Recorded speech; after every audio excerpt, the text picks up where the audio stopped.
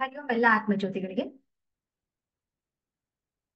ಸಮಸ್ತ ಗುರು ಪರಂಪರೆಗೆ ಶ್ರೀ ಕೃಷ್ಣ ಭಗವಂತನಿಗೆ ಪ್ರಭುಜಿ ಪಾದಕ್ಕೆ ನಮಸ್ಕಾರ ಮಾಡ್ತಾ ಇವತ್ತಿನ ಭಗವದ್ಗೀತೆನಲ್ಲಿ ಏನ್ ಹೇಳ್ತಾ ಇದ್ದಾನೆ ಭಗವಂತ ಅಂತ ತಿಳ್ಕೊಳ್ಳೋಣ. ಇವಾಗ ಕರ್ಮಯೋಗದಲ್ಲಿ ಇದ್ದೀವಿ ನಾವು.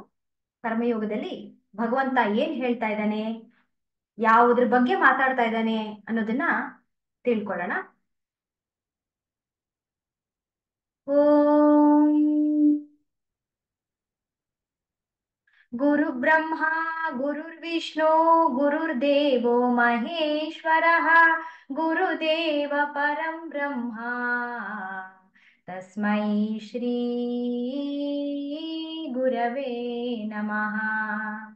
ಅಖಂಡ ಮಂಡಲಾಕಾರಂ ವ್ಯಾಪ್ತಂ ಯೇನ ಚರಾಚರಂ ತತ್ಪದಂ ದರ್ಶಿತಂ ಯೇನ ತಸ್ಮೈ ಶ್ರೀ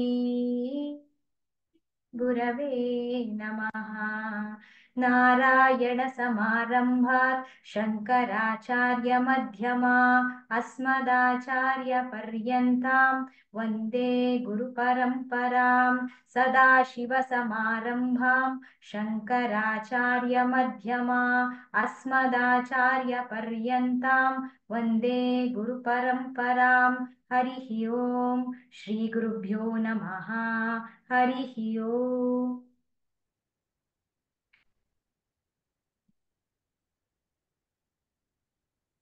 ಈಗ ಭಗವಂತ ಕರ್ಮಯೋಗದಲ್ಲಿ ಅರ್ಜುನನಿಗೆ ಹೇಳ್ತಾ ಇದ್ದಾನೆ. ಏನ್ ಹೇಳ್ತಾ ಇದ್ದಾನೆ? ಕರ್ಮಯೋಗವನ್ನು ಯಾವ ರೀತಿ ಮಾಡ್ಬೇಕು, ಕರ್ಮಯೋಗ ಅಂದ್ರೆ ಏನು ಅಂತ ಮೊದಲೇ ಸಾಂಖ್ಯ ಯೋಗದಲ್ಲಿ ಸ್ವಲ್ಪ ಮಟ್ಟಿಗೆ ಹೇಳಿದ್ದ. ಈಗ ಕರ್ಮಯೋಗ ಅನ್ನೋ ಒಂದು ಅಧ್ಯಾಯದಲ್ಲಿ ಪೂರ್ಣ ರೀತಿಯಲ್ಲಿ ಕರ್ಮ ರೋಗವನ್ನು ನಾವು ಯಾವುದನ್ನ ಅರ್ಥ ಮಾಡ್ಕೊಂಡಿದೀವೋ ಅದನ್ನ ಕರ್ಮ ರೋಗವಾಗಿ ಪರಿಣಮಿಸ್ಬಿಟ್ಟಿದೆ. ಅದನ್ನ ಕರ್ಮ ಯೋಗವಾಗಿ ಯಾವ ರೀತಿ ಮಾಡಬಹುದು, ಅದೇ ನಮ್ಮ ಒಂದು ಬಿಡುಗಡೆಗೆ ಕಾರಣ ಆಗತ್ತೆ. ನಮ್ಮ ಬಿಡುಗಡೆಗೆ ಕಾರಣವಾಗುವಂಥ ಕರ್ಮಯೋಗವನ್ನು ಇನ್ ಡೆಪ್ತ್ ಹೇಳ್ತಾ ಇದ್ದಾನೆ. ಹಿಂದಿನ ಕ್ಲಾಸ್ನಲ್ಲಿ ನಾವ್ ಏನ್ ತಿಳ್ಕೊಂಡ್ವಿ, 16ರಿಂದ 20 ಶ್ಲೋಕದಲ್ಲಿ ಕರ್ಮ ಅನ್ನೋದು ಯಾರಿಗೆ ಯಾವ ರೀತಿ ಮಾಡ್ಬೇಕು, ಒಬ್ಬೊಬ್ರು ಯಾವ ರೀತಿ ಮಾಡ್ಬೇಕು ಅಂತ ಹೇಳ್ತಾ ಇದ್ದಾನೆ. ಮೊದಲು ಹೇಳ್ದ ಅಜ್ಞಾನಿಗಳು ಕರ್ಮದಿಂದಲೇ ಬಂಧಿತರಾಗ್ತಾರೆ. ಹಾಗಾಗಿ ಕರ್ಮ ಯೋಗವನ್ನು ಯಾವ ರೀತಿ ಮಾಡ್ಬೇಕು, ಧರ್ಮಾನುಸಾರ ಮಾಡ್ಬೇಕು. ಆ ಧರ್ಮ ಅಂದ್ರೆ ಏನು? ಯಜ್ಞ ಕಾರ್ಯಗಳು ಅಂದ್ರೆ ಪಂಚಮಹಾ ಯಜ್ಞಗಳ ಮೂಲಕ ನಮ್ಮ ವರ್ಣಾಶ್ರಮಕ್ಕೆ ತಕ್ಕಂತೆ ನಾವು ಸರಿಯಾಗಿ ಕರ್ಮಗಳನ್ನು ಮಾಡಲೇಬೇಕು. ಇಟ್ ಈಸ್ ಮ್ಯಾಂಡೇಟ್ರಿ ಅನ್ನೋದನ್ನ ಹೇಳ್ದ. ಆಮೇಲೆ ಹೇಳ್ತಾನೆ, ಜ್ಞಾನಿಯಾದವನಿಗೆ ಯಾವುದೇ ರೀತಿ ಕರ್ಮ ಬಂಧನ ಇರೋದಿಲ್ಲ. ಅವನು ಕರ್ಮ ಮಾಡ್ಬೇಕು ಅನ್ನೋ ಒಂದು ಆ ಒಂದು ಫೋರ್ಸ್ ಆಗ್ಲಿ ಅಥವಾ ಒಂದು ಪುಲ್ ಆಗ್ಲಿ ಇರೋದಿಲ್ಲ. ಕರ್ಮ ಯಾರಿಗೆ? ಜ್ಞಾನಿಗಳಿಗೆ ಮಾಡ್ಲೇಬೇಕು ಅನ್ನೋದು ಕೂಡ ಇರೋದಿಲ್ಲ. ಆದ್ರೂ ಕೂಡ ಜ್ಞಾನಿ ಆದವನು ಕರ್ಮ ಮಾಡ್ಬೇಕು. ಯಾತಕ್ಕೋಸ್ಕರ ಮಾಡ್ಬೇಕು ಅದನ್ನ ಎಕ್ಸ್ಪ್ಲೇನ್ ಮಾಡ್ತಾ ಇದ್ದಾನೆ. ಅಜ್ಞಾನಿಗೆ ಕರ್ಮ ಯಾವ ರೀತಿ ಮಾಡ್ಬೇಕು ಹೇಳಿದಾನೆ. ಈಗ ಜ್ಞಾನಿ ಆದವನು ಕರ್ಮ ಅವನಿಗೆ ಮಾಡದೇ ಇದ್ರೂ ಸರಿ ನಡೆಯುತ್ತೆ, ಆದ್ರೂ ಕೂಡ ಅವನು ಕರ್ಮನ ಮಾಡ್ಬೇಕು. ಅವನು ಯಾವ ಆಟಿಟ್ಯೂಡ್ ಅಲ್ಲಿ ಮಾಡ್ತಾನೆ, ಅದು ಹೇಗೆ ಮಾಡ್ತಾನೆ, ಯಾವ ರೀತಿ ನಡೆಯುತ್ತೆ, ಅವನ ಮುಖಾಂತರ ಕರ್ಮಗಳು ಯಾವ ರೀತಿ ನಡೆಯುತ್ತೆ ಅನ್ನೋದನ್ನ ಎಕ್ಸ್ಪ್ಲೈನ್ ಮಾಡ್ತಾ ಇದ್ದಾನೆ. ಸೊ ಶ್ಲೋಕ ನಂಬರ್ 21ರಲ್ಲಿ ಇವತ್ತು ಹೇಳ್ತಾನೆ. ಏನ್ ಹೇಳ್ತಾನೆ? ಕರ್ಮ ಮಾಡೋದ್ರಿಂದ ಹೇಗೆ, ಜ್ಞಾನಿಗಳು ಕರ್ಮ ಮಾಡೋದ್ರಿಂದ ಯಾವ ರೀತಿ ಉಪಯೋಗ ಆಗುತ್ತೆ ಅಂತ ಹೇಳ್ತಾ ಇದ್ದಾನೆ. ಯದ್ಯದಾಚರತಿ ಶ್ರೇಷ್ಠಃ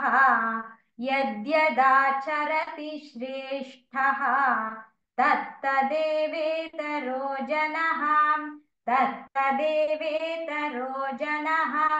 ಸ ಯತ್ ಪ್ರಮಾಣಂ ಕುರುತೆ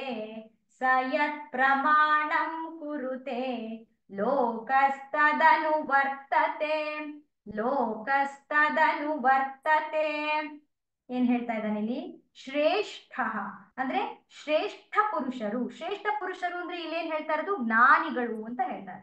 ಶ್ರೇಷ್ಠ ಪುರುಷರು ಯತ್ ಅಂದ್ರೆ ಯಾವ ರೀತಿ ಆಚರಣೆಯನ್ನು ಮಾಡುತ್ತಾರೋ. ಯಾರು? ಶ್ರೇಷ್ಠ ಪುರುಷರು, ಜ್ಞಾನಿ ಪುರುಷರು. ಇತರಹ ಜನಃ ಅಂದ್ರೆ ಅನ್ಯ ಪುರುಷರು ಕೂಡ ತತ್ತತ್ಯೇವ ಹಾಗೆಯೇ ಸಹ ಅವರು ಅವನ ಪ್ರಮಾಣಂ ಕುರುತೆ, ಅವರು ಯಾವ ರೀತಿ ಕರ್ಮವನ್ನು ಮಾಡುತ್ತಾರೋ ಅದೇ ರೀತಿ ಕರ್ಮವನ್ನು ಅಜ್ಞಾನಿಗಳು ಅವನನ್ನು ನೋಡ್ಕೋತ ಫಾಲೋ ಮಾಡ್ತಾರೆ. ಪ್ರಮಾಣಂ ಕುರುತೆ ಲೋಕಃ, ಸಮಸ್ತ ಮನುಷ್ಯ ಸಮುದಾಯವೂ ಕೂಡ ತತ್ತತ್ ಅದಕ್ಕೆ ಅನುಸಾರವಾಗಿಯೇ ಅನುವರ್ತತೆ ಅಂದ್ರೆ ಅವನ ರೀತಿಯೇ ವರ್ತಿಸ್ತಾರೆ, ಫಾಲೋ ಮಾಡ್ತಾರೆ, ಪ್ಯಾರಟಿಂಗ್ ಮಾಡ್ತಾರೆ. ಯಾರು? ಅಜ್ಞಾನಿಗಳು. ಯಾರನ್ನ ನೋಡ್ಕೊಂಡು ಮಾಡ್ತಾರೆ? ಜ್ಞಾನಿಗಳನ್ನ ನೋಡ್ಕೊಂಡು, ಶ್ರೇಷ್ಠ ಪುರುಷರನ್ನ ನೋಡ್ಕೊಂಡು ತಮ್ಮ ಕರ್ತವ್ಯಗಳನ್ನು ಮಾಡ್ತಾ ಹೋಗ್ತಾರೆ ಅಂತ ಹೇಳ್ತಾರೆ. ಹೂ ಆರ್ ಕಾಲ್, ಯಾರಿಗೆ ಇದು ಶ್ರೇಷ್ಠ ಜ್ಞಾನಿಗಳು ಅಂತ ನಾವು ಯಾರನ್ನ ಕರಿತೀವಿ? ನಮ್ಮ ಇದ್ರೊಳಗಡೆ ಆಮ್ ಭಾವನೆಯಲ್ಲಿ ಶ್ರೇಷ್ಠರು ಅಂತ ಯಾರನ್ನ ಕರಿತೀವಿ ನಾವು? ಯಾರು ನಮ್ಮ ಮನಸ್ಸಿನ ಮೇಲೆ ಒಂದ್ ಇಂಪ್ರೆಷನ್ ಕ್ರಿಯೇಟ್ ಮಾಡಿರ್ತಾರ. ಇದು ಆಗಿದ್ದು ಭಗವದ್ಗೀತೆ ಮಹಾಭಾರತದ ಟೈಮಲ್ಲಿ. ಆದ್ರೆ ಇವಾಗ ನಾವ್ ಯಾವ ರೀತಿ ತಗೊಳ್ಬೇಕು? ನಮ್ಮ ಒಂದು ಈ ಕಾಲದಲ್ಲಿ ಶ್ರೇಷ್ಠ ಪುರುಷರು ಅಂದ್ರೆ ಯಾರು? ಶ್ರೇಷ್ಠ ಪುರುಷರು ನಾವು ನೋಡ್ತಾನೆ ಇರ್ತೀವಿ. ನೋಡಿದಾಗ ನಮ್ಗೆ ಒಳ್ಳೆಯವನಪ್ಪ, ಇವನು ಎಷ್ಟು ಚೆನ್ನಾಗಿ ಅವನು ಜೀವನ ನಡೆಸ್ಕೊಂಡು ಹೋಗ್ತಾನೆ, ಎಷ್ಟು ಚೆನ್ನಾಗಿ ಅವನು ಎಲ್ಲಾರನ್ನೂ ಕರ್ಕೊಂಡು ಹೋಗ್ತಾನೆ, ಯಾವುದಕ್ಕೂ ತೊಂದರೆ ಕೊಡ್ದಿರಾ ಎಷ್ಟು ಚೆನ್ನಾಗಿ ಜೀವನ ನಡೆಸ್ಕೊಂಡು ಹೋಗ್ತಾನೆ ಅನ್ನೋದನ್ನ ನಮ್ಗೆ ಒಂದ್ ರೀತಿ ಮೈಂಡ್ ಅಲ್ಲಿ ಇಂಪ್ರೆಷನ್ ಆಗಿರುತ್ತೆ. ಯಾರಿರ್ಬೋದು ಅವರುಗಳು? ಅವರವ್ರ ಗುಣಮಟ್ಟಕ್ಕೆ ತಕ್ಕಂತೆ ಅವರು ಆ ಒಂದು ಪ್ರಭಾವನ ಅವ್ರ ಮನಸ್ಸಿನಲ್ಲಿ ಬೀರಿರುತ್ತೆ. ಯಾರು ಸತ್ವಗುಣ ಇರೋಂಥವ್ರಿಗೆ ಏನಾಗಿರುತ್ತೆ? ಅವರು ಒಂದು ಪ್ರವಚನಕಾರರು ಅಥವಾ ಒಬ್ಬ ಯಾರು ಭಗವಂತನಲ್ಲಿ ಲೀನವಾಗಿ ತನ್ನ ಜೀವನ ನಡೆಸ್ತಾ ಇರ್ತಾರೋ ಅವರ ಕಡೆ ಗಮನ ಅವ್ರಿಗೆ ಹೋಗಿರುತ್ತೆ. ಹಾಗಾಗಿ ಅವರು ಶ್ರೇಷ್ಠ ಪುರುಷರಾಗ್ತಾರೆ. ಆದ್ರೆ ಟೀನೇಜರ್ಗೆ ಒಬ್ಬ ಶ್ರೇಷ್ಠ ಪುರುಷರು ಯಾರಾಗ್ತಾರೆ? ಮೇ ಬಿ ಫಿಲಂ ಆಕ್ಟರ್ ಆಗ್ಬೋದು. ನಾನು ಈ ಶ್ರೇಷ್ಠ ಪುರುಷರು ಅಂತ ಏನ್ ಹೇಳ್ತಾ ಇದ್ದೀನಿ, ಇಲ್ಲಿ ರೋಲ್ ಮಾಡೆಲ್ ಅಂತ ಕರಿಬೋದು. ಈ ರೋಲ್ ಮಾಡೆಲ್ ಒಂದೊಂದು ಏಜ್ಗೆ ಅವರವರ ರೋಲ್ ಮಾಡೆಲ್ ಚೇಂಜ್ ಆಗ್ತಾ ಹೋಗಲ್ಲ. ಪುಟ್ಟ ಮಗುವಿಗೆ ತಂದೆನೇ ರೋಲ್ ಮಾಡೋದು, ಒಂದ್ ಹೆಣ್ಮಗುಗೆ ತಾಯಿನೇ ರೋಲ್ ಮಾಡೋದು. ಇನ್ನೇನ್ ಪ್ರಪಂಚ ಕಂಡಿರಲ್ಲ. ಅದೇ ಟೀನೇಜರ್ಗೆ ತಂದೆ ತಾಯಿ ಹಳಬರಾಗೋದು, ಅವ್ರಿಗೆ ಜನರೇಷನ್ ಗ್ಯಾಪ್ ಆಗೋದು, ಅವ್ರ ಮಾತು ಕೇಳೋದಿಲ್ಲ. ಬಿಕಾಸ್ ಅವ್ರು ಹೇಳಿದ ಇವ್ರು ಕೇಳೋಂತ ಪ್ರಶ್ನೆಗೆ ಅವರಲ್ಲಿ ಪೇರೆಂಟ್ಸ್ ಅಲ್ಲಿ ಉತ್ತರ ಸಿಕ್ಕೋದಿಲ್ಲ. ಅವ್ರು ಇನ್ನೇನೋ ಎಕ್ಸ್ಪೆಕ್ಟ್ ಮಾಡ್ತಿರ್ತಾರೆ. ಸೈಂಟಿಫಿಕ್ ಎಕ್ಸ್ಪ್ಲನೇಷನ್ ಮಾಡ್ತಿರ್ಬೋದು, ಅಥವಾ ಹಾರ್ಮೋನಲ್ ಇಂಬ್ಯಾಲೆನ್ಸ್ ಇಂದ ಅವ್ರಿಗೆ ಬೇಕಾಗಿರುವಂತ ಉತ್ತರನೇ ಬೇರೆ ಇರ್ಬೋದು. ಸೊ ಅವರಿಗೆ ಮೆಂಟಲ್ ಇದಕ್ಕೆ ಮ್ಯಾಚ್ ಆಗೋ ರೀತಿ ಏಜ್ಗೆ ತಕ್ಕಂತೆ ಅವರ ರೋಲ್ ಮಾಡೆಲ್ ಹೀರೋ ಚೇಂಜ್ ಆಗ್ತಾ ಹೋಗ್ತಾರೆ. ಇದಿರ್ಬೋದು, ಯಾರೋ ಟೀನೇಜರ್ಗೆ ಯಾರೋ ಒಬ್ಬ ಹೀರೋ ಇರ್ಬೋದು, ಹೀರೋಯಿನ್ ಇರಬಹುದು, ಅನುಕರಣೆ ಮಾಡ್ತಾರೆ. ಅವಳ ಏನು ಡ್ರೆಸ್ ಹಾಕೋತಾಳೋ ಅದೇ ರೀತಿ ಡ್ರೆಸ್ ಪ್ಯಾಟರ್ನ್ಸ್, ಅದೇ ರೀತಿ ಹೇರ್ ಸ್ಟೈಲು, ಅದೇ ರೀತಿ. ಒಬ್ಬ ಹುಡುಗ ಇದ್ ಮಾಡಿದ್ರೆ ಅವ್ನು ಯಾವ ರೀತಿ, ಆ ಫಿಲಂ ಆಕ್ಟರ್ ಯಾವ ರೀತಿ ಸಿಗರೇಟ್ ಸೇರ್ತಾನೋ ಅದೇ ರೀತಿ ಸಿಗರೇಟ್ ಸೇರ್ಬೇಕು, ಅದೇ ರೀತಿ ಅನುಕರಣೆ ಮಾಡ್ಬೇಕು, ಅದೇ ರೀತಿ ಬಟ್ಟೆ ಹಾಕೋಬೇಕು. ಅಥವಾ ಇನ್ನೊಂದ್ ಸ್ವಲ್ಪ ಮುಂದಕ್ಕೆ ಹೋದ್ರೆ ಅವರು ಜಾಬ್ ಲೆವೆಲ್ ಅಲ್ಲಿ ಇದ್ದು ಮಾಡ್ತು ಅಂತಂದ್ರೆ ಅವ್ರ ಬಾಸ್ ಇರ್ಬೋದು ರೋಲ್ ಮಾಡೆಲ್. ಅಥವಾ ಒಬ್ಬ ಪಾಲಿಟಿಷಿಯನ್ ಕೂಡ ಒಬ್ಬ ರೋಲ್ ಮಾಡೆಲ್ ಆಗ್ಬೋದು. ನಾನು ಹೇಳ್ತಾ ಇರೋದು ಕೆಟ್ಟ ರೀತಿ ಮಾತ್ರ ಅಲ್ಲ, ಒಳ್ಳೆ ರೀತಿಯಿಂದಲೂ ಕೂಡ ಒಬ್ಬ ಮನುಷ್ಯನಿಗೆ ಇನ್ನೊಬ್ಬ ಹೈಯರ್ ಲೆವೆಲ್ ಅಲ್ಲಿ ಶ್ರೇಷ್ಠ ಪುರುಷ ಅಂತ ಅನ್ಕೊಳ್ತಾನೆ. ಅಂತ ಶ್ರೇಷ್ಠ ಪುರುಷನಿಂದ ಅವನು ಏನೇನ್ ಮಾಡ್ಬೇಕು ಅದನ್ನೆಲ್ಲ ಕಲ್ತ್ಕೊಳ್ತಾನೆ. ಹಾಗಾದ್ರೆ ಇಲ್ಲಿ ಏನ್ ಹೇಳ್ತಾ ಇದ್ದಾರೆ? ಶ್ರೇಷ್ಠ ಪುರುಷನು ಮಾಡುವಂತಹ ಕೆಲಸವೆಲ್ಲವೂ ಲೋಕ ಕಲ್ಯಾಣಾರ್ಥವಾಗಿ ಇರುತ್ತೆ ಅಂದ್ರೆ ಏನರ್ಥ? ಇಲ್ಲಿ ಏನ್ ಹೇಳ್ತಾ ಇದ್ದಾನೆ? ಎಲ್ಲಾ ಕೆಲಸವನ್ನು ಲೋಕ ಕಲ್ಯಾಣಾರ್ಥವಾಗಿ ಮಾಡ್ತಾನೆ ಯಾರು? ಜ್ಞಾನಿ ಪುರುಷನು. ಅಂದ್ರೆ ಏನರ್ಥ? ಲೋಕ ಕಲ್ಯಾಣವಾಗಿ ಮಾಡ್ತಾನೆ ಅಂದ್ರೆ ಅಕಸ್ಮಾತ್ ಯಾರು ನಾವು ಐಡೆಂಟಿಫೈ ಮಾಡ್ಕೊಂಡಿರ್ತೀವಲ್ಲ, ದಟ್ ಈ ಒಂದು ಪರ್ಸನ್ ಇವನ್ನ ಫಾಲೋ ಮಾಡ್ಬೇಕಪ್ಪ, ನಾನು ಇವರನ್ನ ನಾನು ನನ್ನ ಜೀವನ ಯಾವ ರೀತಿ ನಡೀಬೇಕು ಅನ್ನೋದನ್ನ ನಾನು ಇವ್ರ ಮುಖಾಂತರ ಕಲ್ತ್ಕೊಳ್ಬೇಕು ಅನ್ನೋ ರೀತಿ ಮನೋಭಾವನೆ ಯಾರು ಇಟ್ಕೊಂಡಿರ್ತಾರೋ ಅವರು ಅಕಸ್ಮಾತ್ ಕೆಲಸಗಳು ಸರಿಯಾಗಿ ಮಾಡ್ದಲೇ ಹೋದ್ರೆ ಏನಾಗತ್ತೆ? ಫಾಲೋವರ್ಸ್ ಅದೇ ರೀತಿ ಫಾಲೋ ಮಾಡ್ತಾ ಬರ್ತಾರೆ. ಆವಾಗ ಏನಾಗತ್ತೆ? ಇವ್ರ ಅಕಸ್ಮಾತ್ ಕೆಲಸ ಮಾಡದಲೇ ಹೋದ್ರೆ, ಕೆಲಸ ಅಂದ್ರೆ ಕರ್ಮಗಳನ್ನ ನಡೆಸ್ದಲೇ ಹೋದ್ರೆ ಇವರು ಮಾಡೋದಿಲ್ಲ, ಹಿಂದೆ ಬರುವಂತವ್ರು ಕೂಡ ಫಾಲೋ ಮಾಡೋದಿಲ್ಲ. ಅವಾಗ ಏನಾಗತ್ತೆ, ನಾನು ಓದು ಕ್ಲಾಸ್ ನಲ್ಲಿ ಹೇಳ್ದಂಗೆ ಪ್ರಕೃತಿಯಲ್ಲಿ ಒಂದು ಅಲೈನ್ಮೆಂಟ್ ಮಿಸ್ ಆಗತ್ತೆ. ಇವರೇ ಮಾಡ್ತಾ ಇಲ್ಲಪ್ಪ, ಇನ್ ನಾನೇನ್ ಮಾಡೋದು ಅನ್ನೋ ರೀತಿ ಬಂದ್ಬಿಡತ್ತೆ. ದೊಡ್ಡ ಮನುಷ್ಯರಾಗಿರೋಂಥವ್ರೇ ನಾನ್ ಮಾಡ್ತಾ ಇಲ್ಲ ಅಂದ್ಮೇಲೆ ನಾನ್ ಯಾಕೆ ಮಾಡ್ಬೇಕು ಅನ್ನೋದು ಬಂದ ಮೇಲೆ ಏನಾಗತ್ತೆ, ಅವರು ಕೂಡ ಅವರ ಜವಾಬ್ದಾರಿಗಳನ್ನ ಕಮ್ಮಿ ಮಾಡ್ಕೊಂಡು ಅವ್ರ ಕೆಲಸಗಳನ್ನ ಮಾಡೋದೇ ಇಲ್ಲ. ಯಾವಾಗ ಒಬ್ರು ಹೀಗೆ ಕಮ್ಮಿ ಮಾಡ್ತಾ ಹೋದಾಗ ಆ ಧರ್ಮ ಏನಿದೆಯೋ ಅದು ಮಿಸ್ ಆಗ್ಬಿಡುತ್ತೆ. ಯಾವಾಗ ಅದು ಮಿಸ್ ಆಗ್ಬಿಡತ್ತೋ ಅವಾಗ ಅಲ್ಲಿ ಮಿಸ್ ಅಲೈನ್ಮೆಂಟ್ ಇನ್ ನೇಚರ್, ಪ್ರಕೃತಿಯಲ್ಲಿ ಅಸಮತೋಲನೆ ಬಂದ್ಬಿಡತ್ತೆ. ನಾನೇನ್ ಹೇಳ್ದೆ, ಪ್ರಕೃತಿ ಬದ್ಧವಾಗಿ ಮಾಡುವಂಥದ್ದೇ ಲೋಕ ಕಲ್ಯಾಣ ಕೆಲಸ. ಎಕ್ಸ್ಟ್ರಾ ಮಾಡುವಂಥದ್ದು ಏನು ಇಲ್ಲ. ಈ ಪ್ರಕೃತಿ ಮೂಲಕ ಪ್ರಕೃತಿ ಬದ್ಧವಾಗಿ ಮಾಡುವಂಥದ್ದೇ ಲೋಕ ಕಲ್ಯಾಣ ಅಂತ. ಸೊ ಇವ್ರು ಇಲ್ಲಿ ಈ ಕೆಲಸ ಮಾಡದೇನೋ ಹೋದ್ರೆ ಏನಾಗತ್ತೆ, ಪ್ರಕೃತಿಗೆ ವಿರುದ್ಧವಾಗಿ ಅಥವಾ ಅದಕ್ಕೆ ಅಲೈನ್ಮೆಂಟ್ ಆಗೋದಿಲ್ಲ. ಅವಾಗ ಏನಾಗತ್ತೆ, ಲೋಕ ಕಲ್ಯಾಣಾರ್ಥ ಕೆಲಸಗಳು ಇವರಿಂದ ಬರುವಂತ ಜನರೇಷನ್ ಎಲ್ಲ ಮಿಸ್ ಆಗ್ತಾ ಬರುತ್ತೆ. ಹಾಗಾಗಿ ಇದನ್ನ ಯಾರು ಹೀರೋ ಅಂತ ಅನ್ಕೊಂಡಿರ್ತಾರೋ, ಯಾರು ರೋಲ್ ಮಾಡೆಲ್ ಅಂತ ಅನ್ಕೊಂಡಿರ್ತಾರೋ, it is their biggest responsibility that even though they have reached that stage, they will have to follow certain rules, discipline in their life, only because they are laying a path to the upcoming generations, to the younger minds.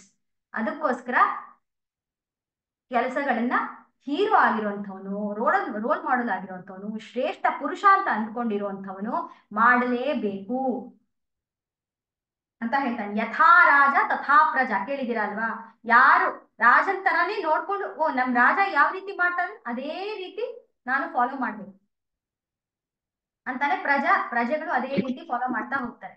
ಅಕಸ್ಮಾತ್ ರಾಜ ಆಗಿರೋಂಥವನು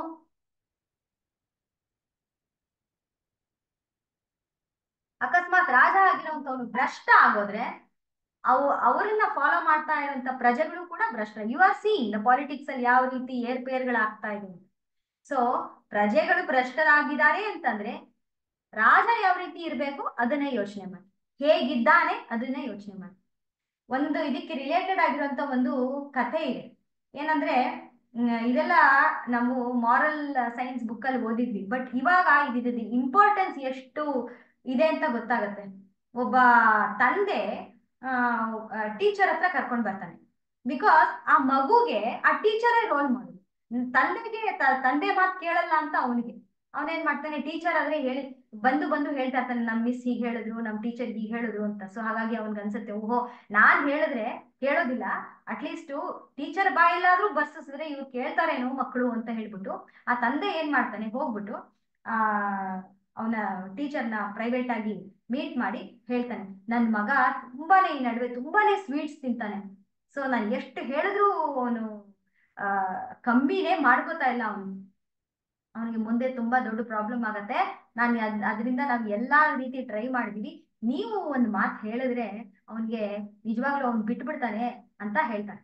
ಅದಕ್ಕೆ ಹೌದಾ ಸರಿ, ಹಾಗಾದ್ರೆ ನಾನು ಹೇಳ್ತೀನಿ, ಆದ್ರೆ ಮುಂದಿನ ವಾರ ಹೇಳ್ತೀನಿ, ಮುಂದಿನ ವಾರ ಕರ್ಕೊಂಬನ್ನಿ, ನಾನು ಅವ್ನಿಗೆ ಬುದ್ಧಿವಾದ ಹೇಳ್ತೀನಿ. ಏನು ಯಾಕೆ ಇವ್ನು ಹಿಂಗ್ ಮಾಡ್ತಾನೆ ಅಂತ ಗೊತ್ತಾಗಲ್ಲ.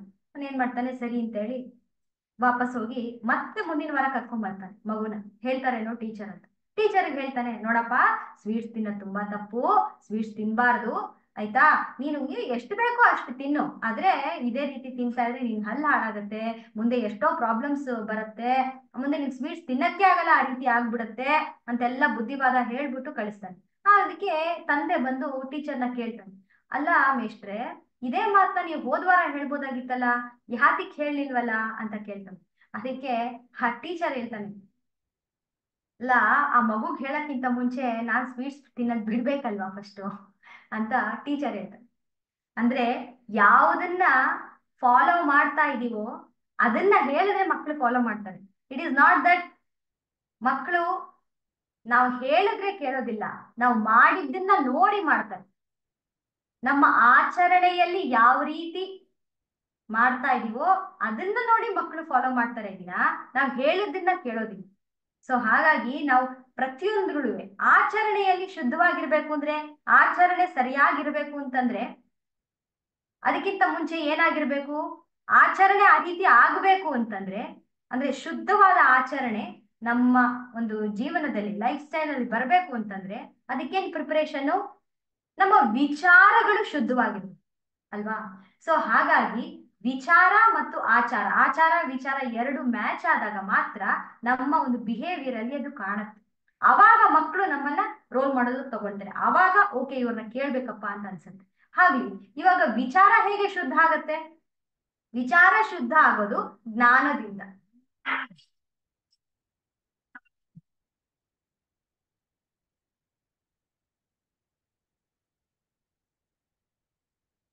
ಒಂದ್ ನಿಮಿಷ.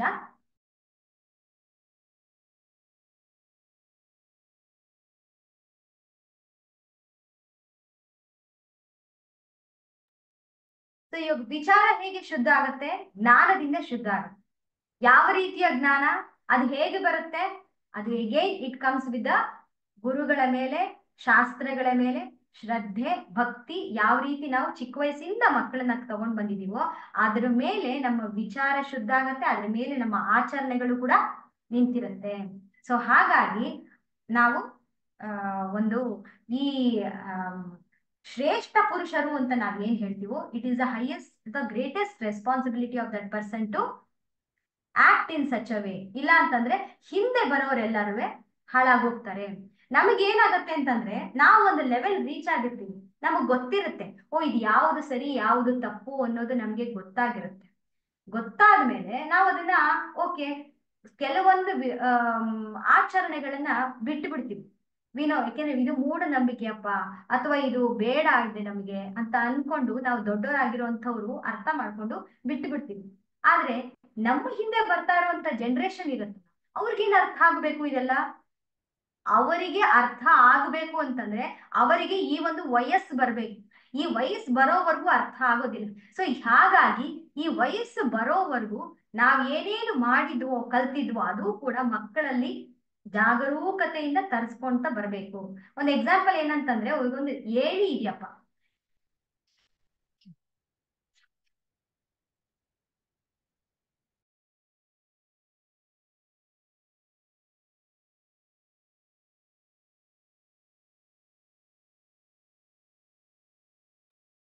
ಈಗ ಒಂದು ಏಣಿ ಇದೆಯಪ್ಪ, ಏಣಿನ ನಾವು ಮೇಲೆ ಹತ್ತಕ್ಕೆ ಉಪಯೋಗಿಸ್ತೀವಿ. ಹತ್ತಿದಾದ್ಮೇಲೆ ಆ ಏಣಿ ಉಪಯೋಗ ಇದೆಯಾ? ಬೇಕಾಗಿಲ್ಲ. ಆ ಏಣಿನ ತಳ್ಳಿಬಿಡ್ಬೋದು. ಆದ್ರೆ ಕೆಳಗಡೆ ನಿಂತಿರೋರಿಗೆ ಮೇಲ್ಗಡೆ ಹತ್ತೋದಿಕ್ಕೆ ಏಣಿ ಬೇಕೇ ಬೇಕು. ಹಾಗಾಗಿ ನಾವೇನು ಕಲ್ತ್ಕೊಂಡು ಬಂದಿದೀವೋ ಅದೆಲ್ಲದುವೆ ಚಾಚೂ ತಪ್ಪದೆ ಮಾಡ್ಲೇಬೇಕು. ಕರ್ಮ ಅದು ಕರ್ಮದ ರೀತಿ, ಕರ್ತೃವಿನ ರೀತಿ ನಾವು ವಿ ಹ್ಯಾವ್ ಟು ಲೇ foundation for the next generation. Otherwise who are following us will be misguided ಅಂತ ಹೇಳ್ತಾ ಇದ್ದಾರೆ. ಆದ್ರೆ ಇಲ್ಲಿ ಯಾಕೆ ಆ ಪ್ರಶ್ನೆ ಬರುತ್ತೆ? ಕೃಷ್ಣ ಈ standing here as a role model ಅಲ್ವಾ? ಕೃಷ್ಣನ ನಾವು ರೋಲ್ ಮಾಡೆಲ್ ರೀತಿ ನಾವು ನೋಡ್ತೀವಿ. ಅಕಸ್ಮಾತ್ ಕೃಷ್ಣನೇ ಕೆಲಸ ಮಾಡ್ದಲೇ ಹೋಗಿದ್ದಿದ್ರೆ ನಾವು ಅವನನ್ನ ಫಾಲೋ ಮಾಡ್ತಾ ಇರ್ಲಿಲ್ಲ. ಇಷ್ಟು ವರ್ಷಗಳಾದ್ಮೇಲೂ ಕೂಡ ಕೃಷ್ಣ ನಮಗೆ ಬೇಕು, ಅವನನ್ನ ನಾವು ಪೂಜಿಸ್ತಾ ಇರಲಿಲ್ಲ, ಅವನು ಪೂಜನೀಯ ಆಗ್ತಾನೆ ಇರ್ಲಿಲ್ಲ. ಯಾಕೆ ಅಂತಂದ್ರೆ ಅವನ ಕರ್ತವ್ಯವನ್ನು ಪಾಲನೆ ಮಾಡಿದ್ದಾನೆ. ಅವನು ಜ್ಞಾನಿ, ಅವನಿಗೇನು ಬೇಕಾದಿಲ್ಲ, ಇಲ್ಲಿ ಏನು ಆಗ್ಬೇಕಾದಿಲ್ಲ ಕೃಷ್ಣನ್ಗೆ. ಆದ್ರೂ ಕೂಡ ಅವನು ಕರ್ತವ್ಯ ಪಾಲನೆ ಮಾಡಿದ್ದಾನೆ. ಸೊ ಹಾಗಾಗಿ ಅವನದ್ದೇ ಒಂದು ಎಕ್ಸಾಂಪಲ್ ತಗೊಂಡು ಬರುವಂತ 3 ಶ್ಲೋಕಗಳಲ್ಲಿ ತನ್ನ ಜೀವನವನ್ನು ಎಕ್ಸ್ಪ್ಲೇನ್ ಮಾಡ್ತಾನೆ ಮುಂದಕ್ಕೆ ಕೂಡ. ಅಂಡ್ ಅದು ಕೂಡ ಈ ಶ್ಲೋಕದಲ್ಲಿ ಅರ್ಜುನನಿಗೆ ಯಾಕೆ ಹೇಳ್ತಾ ಇದ್ದಾನೆ ಅಂತಂದ್ರೆ, Arjuna also is considered as a role model for many kshatriyas in that age. ಆ ಒಂದು ಟೈಮ್ ಅಲ್ಲಿ ಅರ್ಜುನನ ಮಹಾಬಾಹು ಅವನು ಎಷ್ಟು ಯಾವ ರೀತಿ ಪ್ರಾಕ್ಟೀಸ್ ಮಾಡಿದಾನೆ, ಒಂದು ಕಾನ್ಸಂಟ್ರೇಷನ್ಗೆ, ಒಂದು ಶ್ರದ್ಧೆಗೆ ಈಸ್ ಅ ರೋಲ್ ಮಾಡೆಲ್. ಒಂದು ಬಾಣನ ಹೂಡಿದ್ರೆ ಸಾಕು ಅಷ್ಟು ಜನ ಸಾಯ್ತಾ ಇರ್ತಾರಂತೆ. ಸೊ ಹಾಗಾಗಿ ಅವನದ ರೀತಿ ಆಗ್ಬೇಕು ಅನ್ನೋದು ಕೂಡ ಸಾಕಷ್ಟು ಜನ ಕ್ಷತ್ರಿಯರು ಅವನಿಂದ ಪಾಠ ಕಲಿತಾ ಇರ್ತಾರೆ. ಅವನೇ ಹಿಂದೆ ಹೆಜ್ಜೆ ಹಾಕ್ಬಿಟ್ರೆ ನಾನು ಯುದ್ಧ ಮಾಡಲ್ಲ ಅಂತ, ನನ್ನ ಕರ್ತವ್ಯ ನಾನು ಪಾಲನೆ ಮಾಡಲ್ಲ ಅಂತ. ಹೀಗೆ ಸೋ ಮೆನಿ ರೀಸನ್ಸ್ ಅಲ್ವಾ. In the starting of the chapter first chapter ಅಲ್ಲಿ ನನ್ಗೆ ನನ್ಗೆ ಈ ಒಂದು ಕರ್ಮ ಮಾಡಕ್ ಇಷ್ಟ ಇಲ್ಲ, ಈ ಒಂದು ಕರ್ತವ್ಯ ಪಾಲನೆ ನನಗೆ ಆಗೋದಿಲ್ಲ, ವರ್ಣ ಸಂಕರ ಬಂದ್ಬಿಡುತ್ತೆ ನನಗೆ ಅಂತ ಕೂಡ ಹೇಳ್ತಾನೆ. ಮತ್ತೆ ಭಿಕ್ಷೆ ಬೇಡದ್ರೂ ಪರವಾಗಿಲ್ಲ ಅಂತ ಹೇಳ್ತಾನೆ. ನನ್ಗೆ ಈ ಆರೋನ ಎತ್ತೋದೇ ಇಲ್ಲ, ನಾನು ನಿಂತ್ಕೊಳಕ್ಕೆ ಆಗ್ತಿಲ್ಲ ಅಂತ ಹೇಳಿ ನೆಪಗಳನ್ನ ಹೇಳಿ ಕೂತ್ಕೊಂಡ್ ಬಿಡ್ತಾನೆ. ಅದಕ್ಕೆ ಅವನು ಹೇಳ್ತಾ ಇದ್ದಾನೆ, ನಿನ್ನನ್ನ ರೋಲ್ ಮಾಡೆಲ್ ಆಗಿ ತಗೊಂಡಿರುವಂತ ಸಾಕಷ್ಟು ಜನ ಕ್ಷತ್ರಿಯರು ಕೂಡ ಕುಗ್ಗ್ ಹೋಗ್ಬಿಡ್ತಾರೆ. ಸೊ ಹಾಗಾಗಿ ನೀನು ನಿಂತು ಅವರನ್ನ ನೀನು ಗೈಡ್ ಮಾಡ್ಬೇಕು, ಈ ರೀತಿ ಹಿಂದಕ್ಕೆ ಕುತ್ಕೊಳ್ಬಾರ್ದು, ಕರ್ಮವನ್ನು ಮಾಡು, ಎದ್ದೇಳು ಅರ್ಜುನ ಅಂತ ಪ್ರತಿಯೊಂದು ಶ್ಲೋಕದಲ್ಲೂ he is giving the so many reasons why to fight. Arjuna has one reason not to fight, but Krishna has so many reasons why to fight. ಒಂದೊಂದಾಗಿ ಬಿಡಿಸ್ತಾ ಬಿಡಿಸ್ತಾ ಹೇಳ್ತಾ ಇದ್ದಾರೆ. ಈಗ ಶ್ಲೋಕ ನಂಬರ್ 22ರಲ್ಲಿ ಹೇಳ್ತಾರೆ.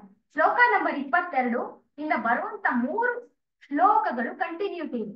ಯಾಕೆ ಅಂತಂದ್ರೆ ಮುಂದೆ ಬರುವಂತ ಈ 3 ಶ್ಲೋಕಗಳಲ್ಲಿ ಕೃಷ್ಣ ತನ್ನ ಜೀವನವನ್ನು ಎಕ್ಸಾಂಪಲ್ ಆಗಿ ಕೊಟ್ಟು ಅರ್ಜುನನಿಗೆ ಯಾವ ರೀತಿ ಕರ್ಮವನ್ನು ಮಾಡಬೇಕು ಅಂತ ಹೇಳ್ತಾನೆ.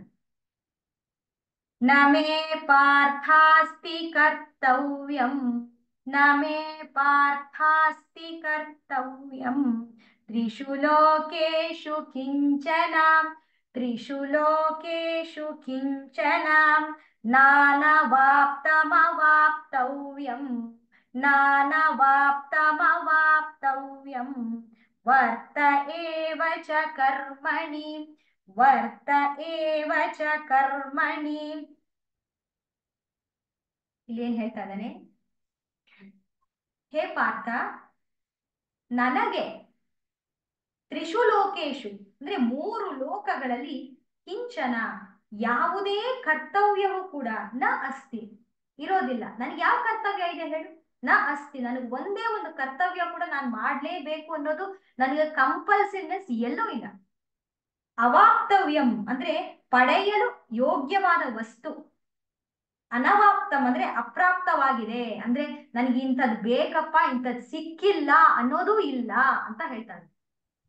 ನ ಕರ್ಮಣಿ ಏವ ಅಂದ್ರೆ ಹಾಗಿದ್ಮೇಲೂ ಕೂಡ ಕರ್ಮದಲ್ಲಿ ನಾನು ಖಂಡಿತವಾಗ್ಲೂ ನಿಂತಿದ್ದೀನಿ, ಕರ್ಮ ಮಾಡ್ತಾ ಇದ್ದೀನಿ. he is giving his own example to prove that ನೀನು ನನ್ನನ್ನ ನೋಡಿ ಕಲಿ ಅರ್ಜುನ ಅಂತ ಹೇಳ್ತಾನೆ. ಇಲ್ಲಿ ಅಹಂಕಾರದ ಮಾತಿಲ್ಲ, ಇಲ್ಲಿ ಪ್ರೀತಿ ತುಂಬಿದ ಮಾತಿದೆ. ಇಲ್ಲಿ ಏನ್ ಹೇಳ್ತಾ ಇದ್ದಾನೆ, ಹೇ ಪಾರ್ಥ ಅಂತ ಹೇಳ್ತಾನೆ. ಪಾರ್ಥ ಅಂದ್ರೆ ಯಾರು? ನಾವು ಹಳೆ ಇದ್ರೊಳಗಡೆ ತಿಳ್ಕೊಂಡ್ವಿ, ಕುಂತಿಯ ಮಗ ಪೃಥ. ಕುಂತಿ ಅಂತಂದ್ರೆ ಕುಂತಿಗೆ 2 ಹೆಸರು, ಒಂದು ಪೃಥ ಅಂತ ಕರಿತಾ ಇದ್ರು, ಇನ್ನೊಂದು ಕುಂತಿ ಅಂತ ಕರಿತಾ ಇದ್ರು. ಪೃಥ ಅಂದ್ರೆ ಯಾರು? ಈ ಕುಂತಿ ಯಾರ ಮಗಳು ಅಂತಂದ್ರೆ ಶೂರಸೇನನ ಮಗಳು. ಶೂರಸೇನನಿಗೆ 2 ಮಕ್ಕಳು, ಕುಂತಿ, ಪೃಥ ಮತ್ತೆ ಕಂಸ, 2 ಮಕ್ಕಳು. ಆಮೇಲೆ ಕುಂತಿ ಭೋಜ ಅನ್ನೋ ಒಬ್ಬ ರಾಜ ಕುಂತಿಯನ್ನು, ಆ ಪುಟ್ಟ ಮಗುವನ್ನು ದತ್ತಗೆ ತಗೊಳ್ತಾಳೆ. ಸೊ ಹಾಗಾಗಿ ಅವಳ ಹೆಸರು ಕುಂತಿ ಅಂತಾನು ಆಯ್ತು, 2 ಹೆಸರು ಬಂತು, ಪೃಥ ಮತ್ತೆ ಕುಂತಿ. ಹಾಗೆ ನೋಡಕ್ ಹೋದ್ರೆ ಅರ್ಜುನ ಮತ್ತೆ Shrikrishna they are cousin brothers, very close cousin brothers. ನಾವ್ ಹೇಳ್ತೀವಲ್ಲ ಅತ್ತೆ ಮಗ ಅಂತ ಹೇಳ್ತಾರಲ್ಲ ಹಾಗೆ. ಸೊ ಹಾಗಾಗಿ ಅವನು ಹೇಗೆ ಹೇಳ್ತಾ ಇದ್ದಾನೆ ಅಂದ್ರೆ, ಹೇ ಪಾರ್ಥ ಅಂದ್ರೆ ನನ್ ತಮ್ಮ, ಅಯ್ಯೋ ನನ್ ತಮ್ಮ ಅಂತ ಹೇಳ್ತಾ ಇದ್ದಾನೆ. ಮೊದಲು ಬೈರ್ ಹೇಳ್ದ, ಆಮೇಲೆ ಸಜೆಷನ್ ಕೊಟ್ಟ, ಇವಾಗ ಹೇಳ್ತಾ ಇದ್ದಾನೆ ಅಯ್ಯೋ ನನ್ ತಮ್ಮ ಅರ್ಥ ಮಾಡ್ಕೊಳಪ್ಪ ಅಂತ ಹೇಳ್ತಾ ಇದ್ದಾನೆ. ಹೇ ಪಾರ್ಥ, ನಿನಗೆ ನಾನು ಏನ್ ಹೇಳಕ್ ಹೊರಟಿದ್ದೀನಿ ಅಂತಂದ್ರೆ, ನನ್ನ ಜೀವನದ ಎಕ್ಸಾಂಪಲ್ಲೇ ತಗೋ. ನನಗೆ ಆಗ್ಬೇಕಾದ ಏನು ಇಲ್ಲ. ಯಾಕೆ ಆಗ್ಬೇಕಾದ್ದೇನು ಇಲ್ಲ? ನಾನು 3 ಲೋಕದ ಒಡೆಯ ಅಂತ ಇಲ್ಲಿ ಸೂಕ್ಷ್ಮವಾಗಿ ಹೇಳ್ತಾ ಇದ್ದೇನೆ, ಪೂರ್ಣವಾಗಿ ಆಮೇಲೆ ಹೇಳ್ತಾನೆ. ಯಾವಾಗ ವಿಶ್ವರೂಪ ದರ್ಶನ ಬಂದಾಗ ಅವನಿಗೆ ಪೂರ್ತಿ ಗೊತ್ತಾಗತ್ತೆ. ಇಲ್ಲಿ ಹೇಳ್ತಾ ಇದ್ದಾನೆ, ನನಗೆ ಯಾವುದನ್ನು ನನಗೆ ಬೇಕು, ಇಂಥದ್ ಪಡಿಬೇಕು ಅನ್ನೋದು ಕೂಡ ನನಗೆ ಇಲ್ಲ, ಇಚ್ಛೆ ಇಲ್ಲ ಅಂತಲ್ಲ, 3 ಲೋಕದ ಒಡೆಯ ಅನ್ನೋ ರೀತಿ ಹೇಳ್ತಾ ಇದ್ದಾನೆ. 3 ಲೋಕದಲ್ಲಿ ಕೂಡ ನನಗೆ ಇಂಥದ್ ಬೇಕು, ಇಂಥದ್ದು ಪಡಿಬೇಕು ಅನ್ನೋ ಒಂದು ಕಂಪಲ್ಸಿವ್ನೆಸ್ ಕೂಡ ಇಲ್ಲ. ಹಾಗಿದ್ಮೇಲೂ ಕೂಡ ನಾನು ಕರ್ಮಗಳನ್ನ ಮಾಡ್ತಾ ಇದ್ದೀನಿ, ನನ್ನನ್ನ ನೋಡಿ ಕಲಿ ಅಂತ ಹೇಳ್ತಾನೆ. ಇವಾಗ ಮನುಷ್ಯ ಆದವನು ಯಾತಕ್ಕೋಸ್ಕರ ಕರ್ಮಗಳನ್ನ ಮಾಡ್ತಾನೆ?